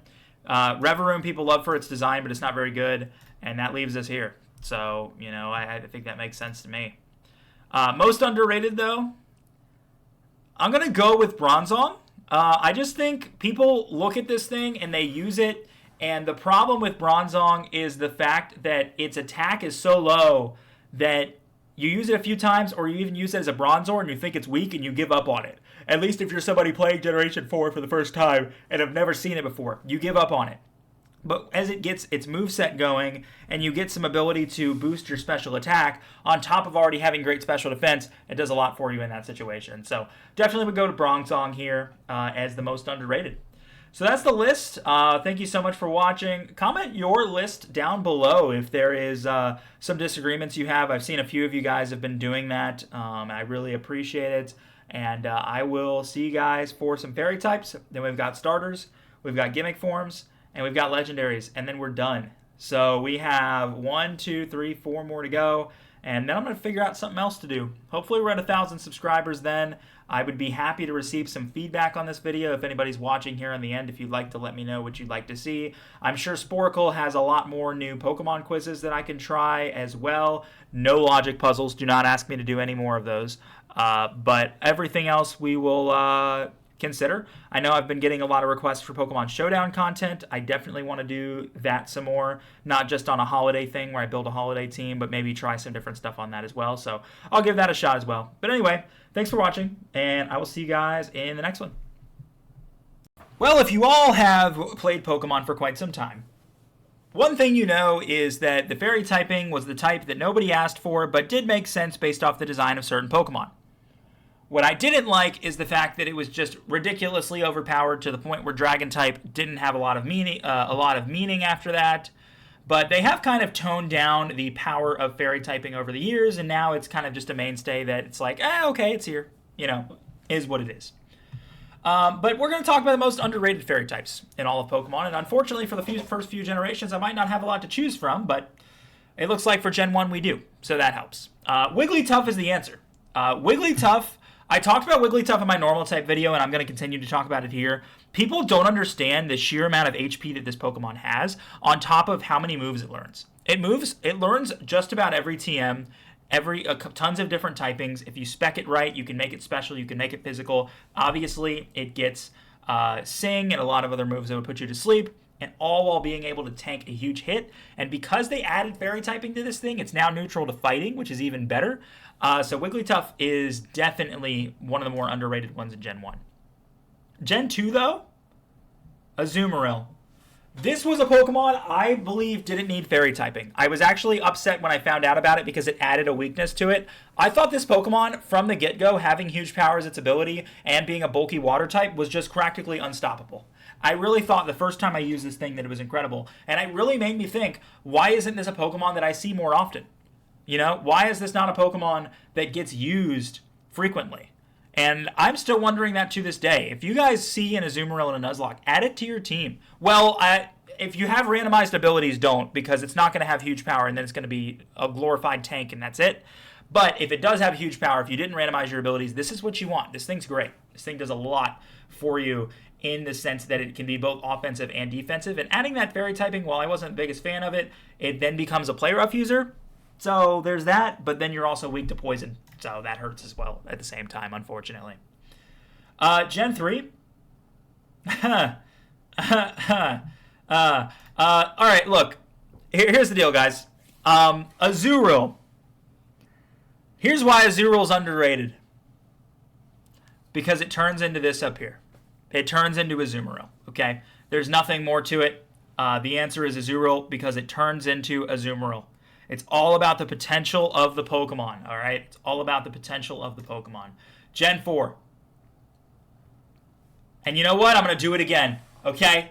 Mime Jr., as much of a nightmare fuel this thing is, turns into more nightmare fuel. This guy right here is who he turns into, okay? I'm not saying that Mr. Mime is that great of a Pokemon because, in all fairness, I don't believe it. But this is obviously really good. Everybody knows that Togekiss is really good. It gets tons of incredible moves on top of being fairy flying, which is really good offensively and defensively. It's not all that slow either. And then you just have, you're just kind of stuck with Mime Jr. So, but hey, a Mime Jr. becomes a Mr. Mime. And that is worth it. Actually, no, a Mime Jr. becomes a Mr. Rhyme if you play it right. All right, so there's something to do there. Oh, wow. Okay, well, let me say a thing or two about this Pokemon. It's the fact that I don't know anything about it except its name. This thing is Whimsicott. It is a grass type, and the fact that they added fairy typing to this makes zero sense whatsoever. And yeah, I think it has, what's the move it has? Cotton Guard or Cotton Spore? It's one or the other. It has that move. Don't ask me anything else this thing does because I've literally never used it and never desired to. Okay, Gen 6. We have Florges, we have Aromatus, we have Slurpuff, we have Klefki, we have Carbink, we have Dedenne, we have all these Megas and Xerneas. Sylveon, it's Sylveon. Yeah, it's definitely Sylveon. If I had to tell you what the best fairy type of Gen 6 was, I'd probably pick either Florges or Klefki. Maybe even, if you count legendaries, I mean, I'd probably obviously be able to pick this or one of the Megas. But yeah, Sylveon was a good addition to the game. You know, like, they add a new type and they're like, hey, just like we did in Gen 2, let's add an Eevee evolution to it, right? And then you get Sylveon. And Sylveon was a really loved Pokemon. It was easy to evolve Eevee into Sylveon. And it was just a really balanced fairy type. And it was a good design. And it was probably most people's first fairy type. When people found out Sylveon existed, they would get their Eevee in Generation 6 and do whatever they can to get a Sylveon because they wanted to use a fairy type for the first time. And this was, like, ideally the best one. Gen 7.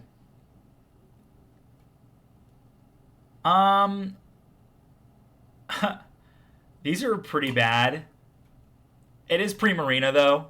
I think what I like most about Primarina, a lot of people, because of how cool Rowlet was, and then there's just like girls just always pick a cat starter every time there's a cat starter. That's why the Gen 9 there was a cat starter and all the girls picked it. And then in Gen 7 there was a cat starter and all the girls picked it. That's just what happened. And if you're a girl and I'm wrong about that, I guarantee most of you guys probably picked the cat starter. Don't even lie to me on that one. Even if you didn't, I guarantee most of them did. So yeah, nobody really picked Poplio, which eventually ended up into a fairy water type Primarina that had a unique move to it that was really, really cool and really strong. And having fairy water, as I talked about with Azumarill, is actually pretty good. And adding that to Poplio, which was a Pokemon that lacked character, people kind of forget that Primarina exists by comparison, unfortunately. But hey, it is water fairy. It is water fairy. Generation 8. Generation 8, I can't tell you how many times I've talked about Grimmsnarl. I can't do it again. But everything else here is terrible. So it's like, okay, what do I do? So I guess it's Hatterene. I've never used this before. I'll be honest with you, I never have. But I know it's not as good as Grimmsnarl, and I can't use legendaries. So it's like, this is my choice. And if this thing is good, tell me why in the comments that it's good. Tell me why it's underrated. Teach me a thing or two, because I've never used this thing before. I've never had to. Gen 9. Doxbun. Not only is this a dog with literal donuts for its ears, which is cool, by the way, like one of the best designs ever. When I caught a Fido, I loved that they spelled dough like D-O-U-G-H. And I was like, oh, okay, so it's a Pokemon. And like Fido is like a very common dog name. And then it's like, oh, but it's a play on words because this thing has donuts. And then they're like, oh, let's create more. Let's make him a dachshund with donuts and buns all over him. And that's what they chose to do. And you know what? All at the same time, this thing for some reason is a fairy type. And in addition, is really bulky. Please tell me you have fought this thing and have one-shot it, because I guarantee you haven't. This thing is so unbelievably bulky. He's got so much stronger, and you don't even realize how bulky he is until you try to hit him. He does lack some offensive firepower, but dude, Doxbun, actually, design and overall, really, really good. But most underrated is Azumarill. Azumarill is, because of huge power and its defensive ability, just far too underrated. Simple as that. So that is my list. Comment down below if you guys agree or disagree with anything. I'd love to have a conversation in the comments. I've been on vacation, so I haven't been replying to comments as much, and so I do apologize for that. But if you're getting this video and you're hearing this now, I am not on vacation. So I will be there to reply to any of your comments. I'd love to have a conversation with all you guys. Thank you so much for watching. And that's all I got for you. We're going to talk about the most underrated starter Pokemon in the next video, and I'm really looking forward to it. See you guys then. We have been talking about the most underrated Pokemon in every single generation, and we have made it all the way to the end of the type chart. But there are still 3 more categories, and we're going to talk about the most underrated starter Pokemon of each generation. Now, what this Pokemon picker qualifies as a starter Pokemon will determine a few things, right? Because, for example, for Gen 1, technically Pikachu is considered a starter, and I think for another generation, I think Eevee is considered a starter in something as well, or maybe even in Gen 1 as well. So what we'll do is we will allow those if they're on the list, but otherwise we're basically going to be picking the difference between the worst and the best Pokemon starter of each generation. And that's all we really can do because we have 3 choices for most. So let's just see what happens and kind of go from there. So for Generation 1, I was correct. So Pikachu and Eevee do count. And that, to me, pretty much confirms that I should pick Eevee. And the reason why I'm picking Eevee is because it can evolve into literally anything. You can evolve it into a Jolteon, a Vaporeon, a Flareon, an Umbreon, an Espeon, a Sylveon. You can evolve this thing into whatever you want. It will fit your team and your needs perfectly. Everybody else knows there is nothing overrated or underrated about any Generation 1 starter. They're all good, they're all iconic, and it doesn't matter what I say, people will get mad at me because people love those because they grew up with them. I get it, 100%. Gen 2, though, we're stuck with the regulars. And the answer is Feraligatr. I think people think about Typhlosion as like this fiery god, and they think about Meganium as, oh, really weak, but at least it has defense. And then Feraligatr is just that other guy that people like because of his, people like because of his design, but that's about it. And everybody knows that Feraligator's butt shows in the Gen 3 sprite. The Gen 3 Feraligator sprite shows his butt, and everybody knows that, and everybody remembers him for that. Oh, man, do I have to put a picture of this up? Hold on. Can I even do that? I'll edit it in, okay? I sure hope Editing Me is listening to this right now. Editing Me, put the picture of the Gen 3 back sprite of Feraligatr, okay? The dude's butt cheeks are literally out, and everybody remembers that, and they, don't pick him because of that, okay? That's also part of it. Gen 3. It's Sceptile. You have the most popular, and then you have the ground water that was like an unstoppable typing back then, and then you have Sceptile that's just a pure grass. He gets Leaf Blade, which is really nice. His mega form became a dragon type, which was really cool. That's all you really got, though. That's it. Gen 4 is oh gosh, what's your name? Oh, I've done this so many times. Torterra. I forgot his name last time I talked about him too, I'm pretty sure. Torterra, grass ground. Every single time I say that it's the first of its typing, people always go in the comments and tell me I'm wrong. So I'm not going to say that this time because I'm not 100% sure, but I'm like 99% sure, okay? So if you want to tell me in the comments I'm wrong, I said 99. All right, I said 99. Grass ground was an incredible typing for the time that Torterra came out. Incredible. Ice was a thing that you didn't get until later in the game back then. Nowadays, Pokemon games, they give you pretty much access to almost every type early on, but in Gen 4, you did not have ice typing for any Pokemon at any time until the 6th or 7th gym in just about every single game before this. That was just what they did. The ice types and the dragon types were always at the end, and then as time went on, they changed that. But it's always been the case. And with Torterra having ice as its only big weakness, he was so effective in Gen 4 because of that. And the only ice type he was probably going to run into is Abomasnow, which was incredibly slow. There was nothing else threatening in Gen 4 for him. So, it worked out just fine. Alrighty. And for Gen 5, it's Superior. Not because it is superior to the others, but rather because people don't ever pick this. They picked Emboar because it was firefighting. They picked, honestly, I think, gosh, what's your name? Samurott isn't very good either, to be honest with you. But Superior has Leaf Tornado, okay? It has Leaf Tornado. That's the only thing I could say about this that I like about it is that it has Leaf Tornado. And it is a cool design. A grass snake is not something that Pokemon has done again, whereas they've repeated a lot of similar designs. So I can't complain on that. Generation 6. Nobody likes Chestnut because they see this and they're like, oh, it's a monkey with a hat. And they think that's kind of cool. And they see this and they're like, okay, buddy, can we get in the weight room? What's going on here? And then they see this and they're wondering how this happened. He went from a monkey to a turtle. But you know what? He's now a grass fighting type, which was actually really cool. I don't think we had a very good grass fighting type up to this point, if we had one at all. And he was really effective. He also, at the same time, got Spiky Shield, which was really, really good. Spiky Shield was so underrated. Chestnut is underrated. Gen 7. I mean, I already talked about it in my last video, but I don't have a choice but to talk about it again.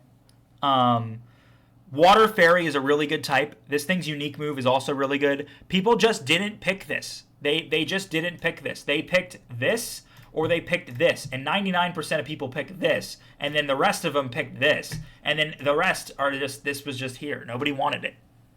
There were 2 designs that were superior to the others. It was the same as Gen 9. I'll show you the Gen 9 designs. You'll know for sure as well. The exact same thing. All right, Gen 8. When you have a Pokemon that literally wields a sniper rifle, you will always have a special place in my heart because they will never try that again.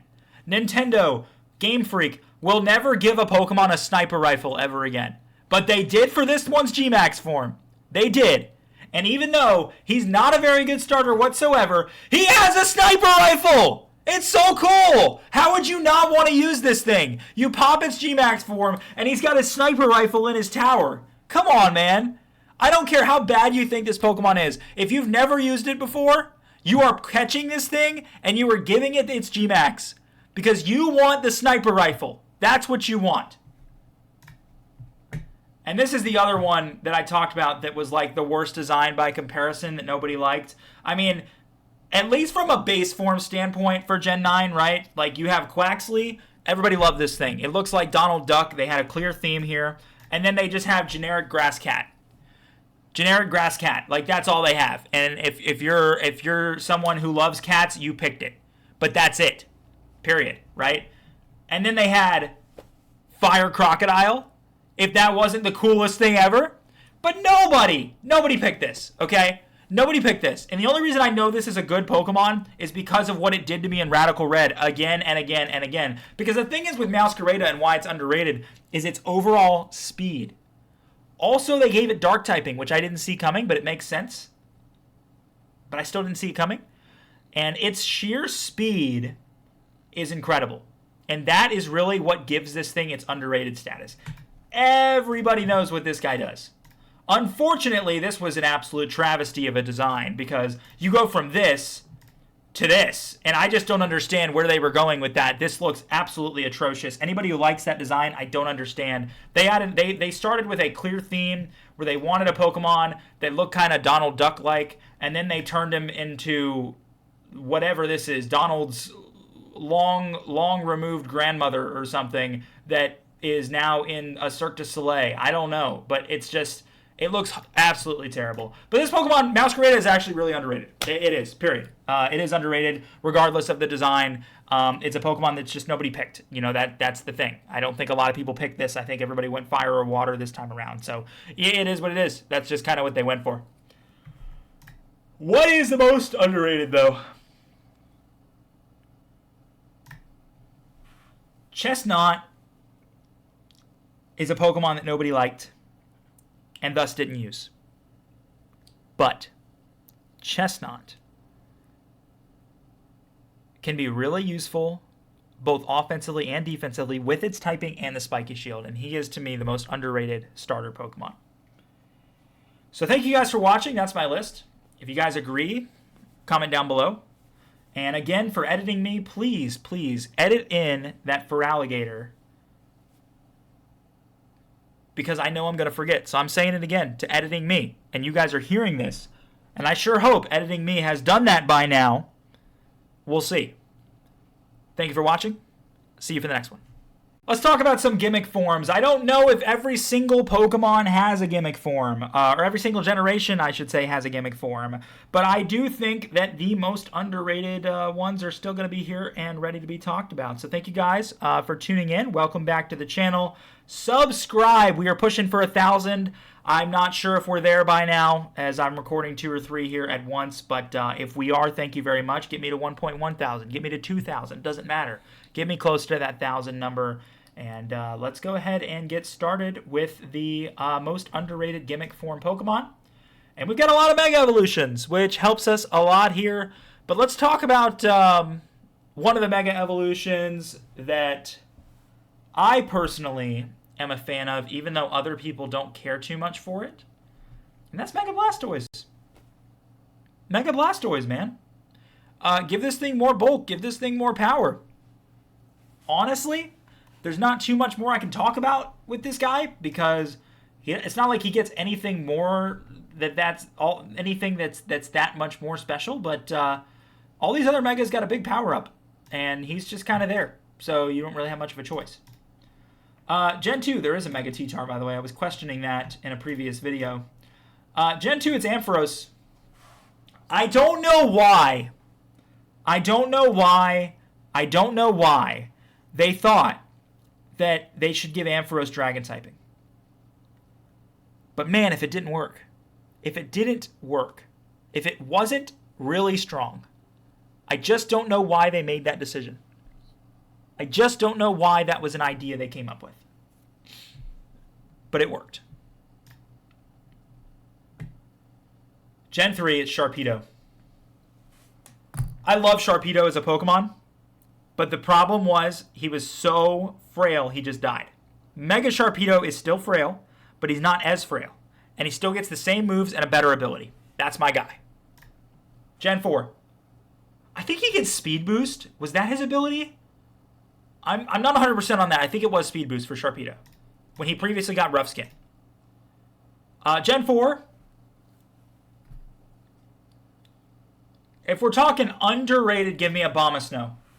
Mega Abomasnow was everything Abomasnow was, but more powerful and a little bit faster. I also really like his design. I think they really took a step further in his design. I think they should have just made Abomasnow like this, but they didn't. Gen 5 is obviously the legs. I mean, come on, how could it not be the legs? Or it's the Pinocchio-looking monster, or the robot, or this guy, the Church of the Flying Spaghetti Monster, or something going on there. Or this looks like a gate of some sort of locked gate, but there's like a smile and like a guy behind this. And then we just have Karate Man, and we have Time Machine, and we have this guy who's in quicksand, and we have a blimp that looks like it might actually be some sort of explosive machine. And then we have this guy who probably should rethink his wardrobe. And then we have Garbodor and Audino. And this Garbodor, I think, is also from Pokestar Studios, so I can't even pick that. Or is this a G-Max form? I think it's actually a G-Max form. Okay, we're going to pick Garbodor then, because Garbodor is a decent Pokemon. And oh my goodness! And yeah, that's basically what happens here. So I can't pick Blastoise again, so I'm going to pick Beedrill for this one. Beedrill!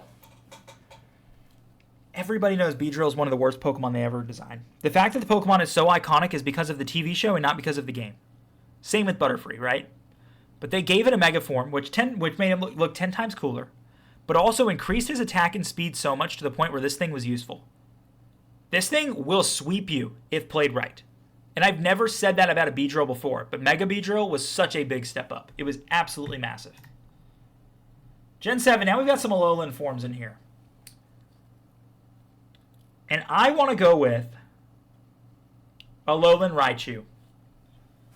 Psychic Electric.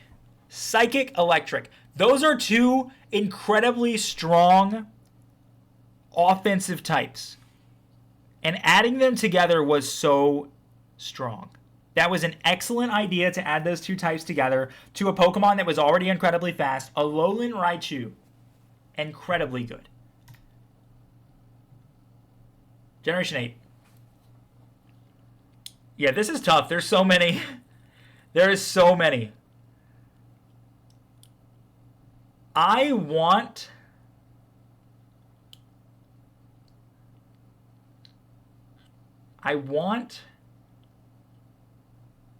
I mean, guys, come on.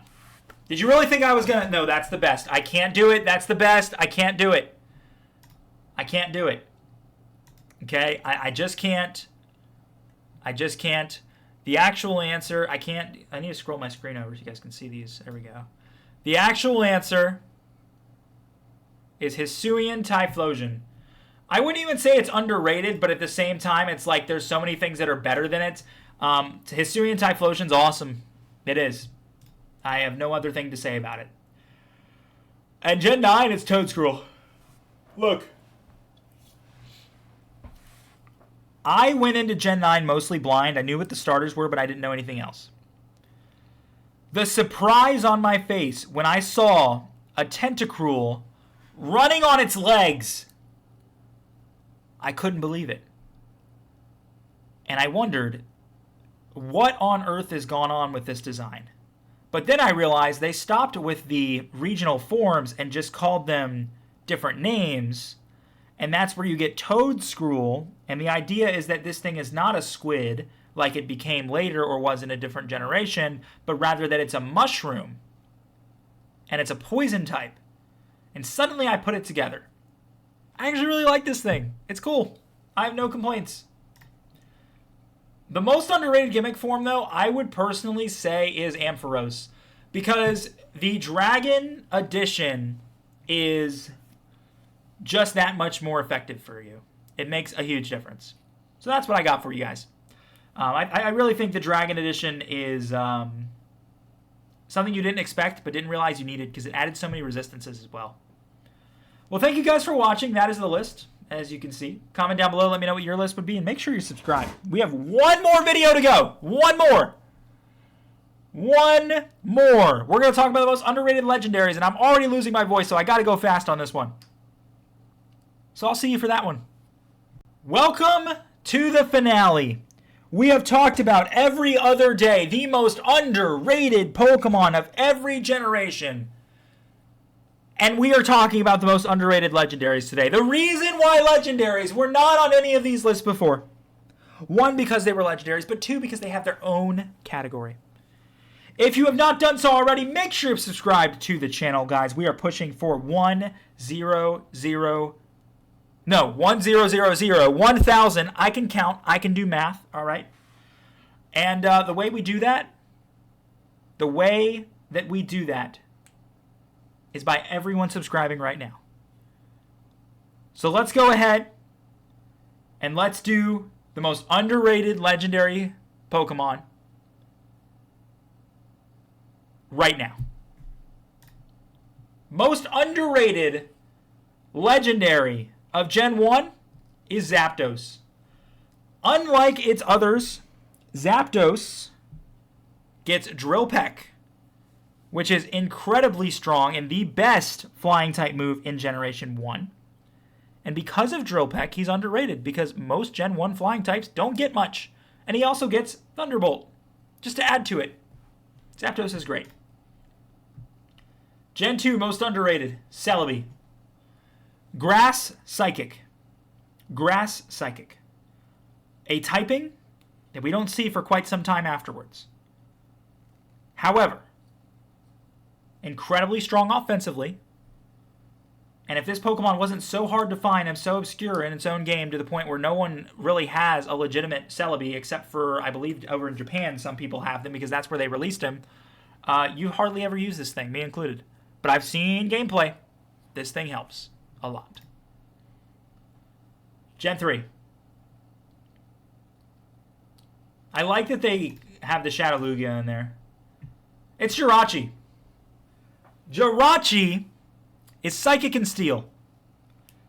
And you look at this thing and you think it's this tiny little fairy that you can just destroy. Nope! This thing takes at least 15 hits to kill no matter what you're using on it. Nobody knows why it's so bulky, but it is. You can build it physically, you can build it specially, you can give it defensive moves, you can give it offensive moves, you can give it cosmic power, stored power, you can give it calm mind, you can give it so many things that boost both its offensive and defensive abilities. Jirachi is incredibly underrated, and if you ever get one, use it. Use it. Trust me. Use it. Gen 4. What are you doing back there, Maya? Oh, she's out. She is sleeping. I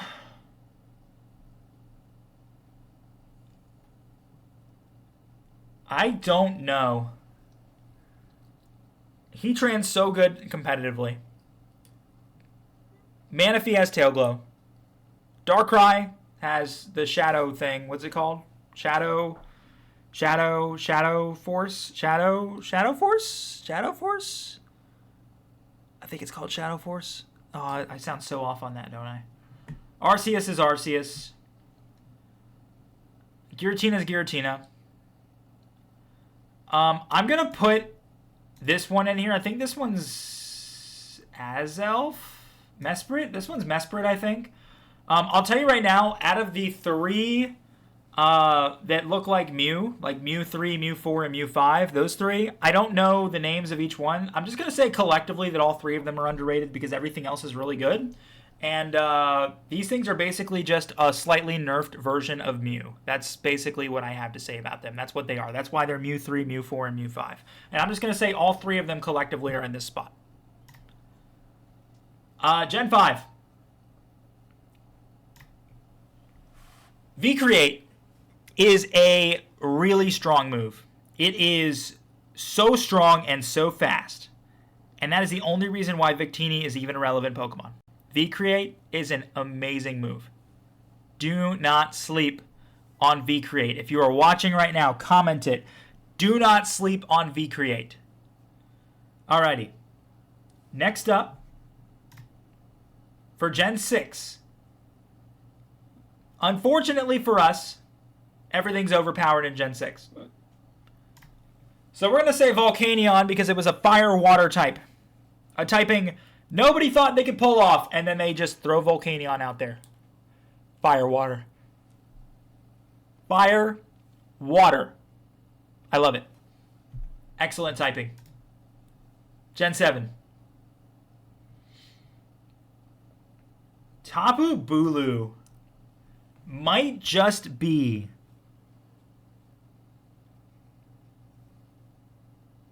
so underrated that people don't even know how to use him. Being both grass and fairy gives you all of the fairy firepower and resistances and ability to take out dragons, and draining moves like Horn Leech, which also play in with Grassy Surge, his ability. This thing's awesome. Tapu Bulu does a lot of really, really good things for you against so many different types. And I know I say does a lot of good things for you in just about every one of these explanations. That's because they're not scripted and I just kind of go for it. But at the end of the day, Tapu Bulu. That's my guy. All right, that's my guy. Gen 8. I'm going to have to go into these Galarian ones probably. Just looking at some of these. No, I don't. It's Enamorus. Enamorus was the Pokemon no one asked for, but everybody liked. They added another Tornadus variant, and Enamorus was what they chose. And I actually liked it. I thought giving another fairy type legendary was actually needed. We didn't have a lot of them. And I thought this was really fitting. Enamorus, welcome to the list. And for Gen 9. For Gen 9, as I creak back in my chair. Generation 9 is Ogerpon. Listen, I am speaking for the people like myself who refuse to pay an extra $20 to $30 for a game they already paid $60 for. I did not buy the Scarlet and Violet DLC because what Nintendo should do after I pay $60 for their game is they shouldn't be money hungry and they should give me the rest of the game instead of holding it from us and then making you pay more money for it. No, I'm not paying half the game. I'm not paying half the game's value for an extra 2 hours of content. I'm not doing that. It is such a waste of time and money, big time. So I'm speaking for people like me who have logic financially, or mommy and daddy aren't buying them games, because I'm sure there's a lot of children out there that probably aren't watching this video, but mommy and daddy are buying them everything they ask for. And that is what it is sometimes, right? But at the end of the day, when I go into Pokemon Showdown and I see Ogerpon, this guy one-shots me every single time. He one-shots me every single time. I'm like, who decided that this could be a Pokemon? Who created this? Who decided that this was completely fine to have in a game? But the thing is, I didn't know. And I'm sure a lot of you guys who didn't play the DLC didn't know either what this thing was capable of. Until you saw it with your own eyes. With your own eyes. And you know what? If they make Ogerpon available in Generation 10 or in Legends EA, I'll use it and I'll see. But otherwise, yeah, I didn't even see that thing being that effective. And that's why it's the most underrated. You know what? Just going to put it on there. That's why it's the most underrated. It is most underrated without question. Without question. Okay, so that's our list. Zapdos, Celebi. Oh gosh, what's your name? Jirachi. I think this one's Mesprit, but it's going to be Mesprit, Uxie, and Azelf. It's all three. Victini, Volcanion, Tapu Bulu, Enamorus, Ogerpon, and Ogerpon. That's the list. Thank you guys for watching this series. I did want to take a minute and thank you guys for the support. We have been, I think the last month, we've been up about 50, 60 subscribers, and that's me talking as I'm recording this, and I think this video probably comes out in like February, so it's probably a lot more since then, but I'll give some updated analytics when we hit 1,000, and I think there's a chance we're already there by the time this video's out. If we're not, go down there and hit subscribe. It would mean a lot to me. And I am going to have to take some time and think about what we're going to do next. Because you know me, I kind of just do a style of video for a while until I get bored with it. Then I switch to something else. I might have some other stuff thrown in the interim. We'll see. I've been uploading every other day for quite some time now without missing that. So I'm going to try to stick to it so long as I enjoy doing so. So thank you guys again. And I will see you in the next video for something different. And again, really appreciate your support, and we'll see you guys soon.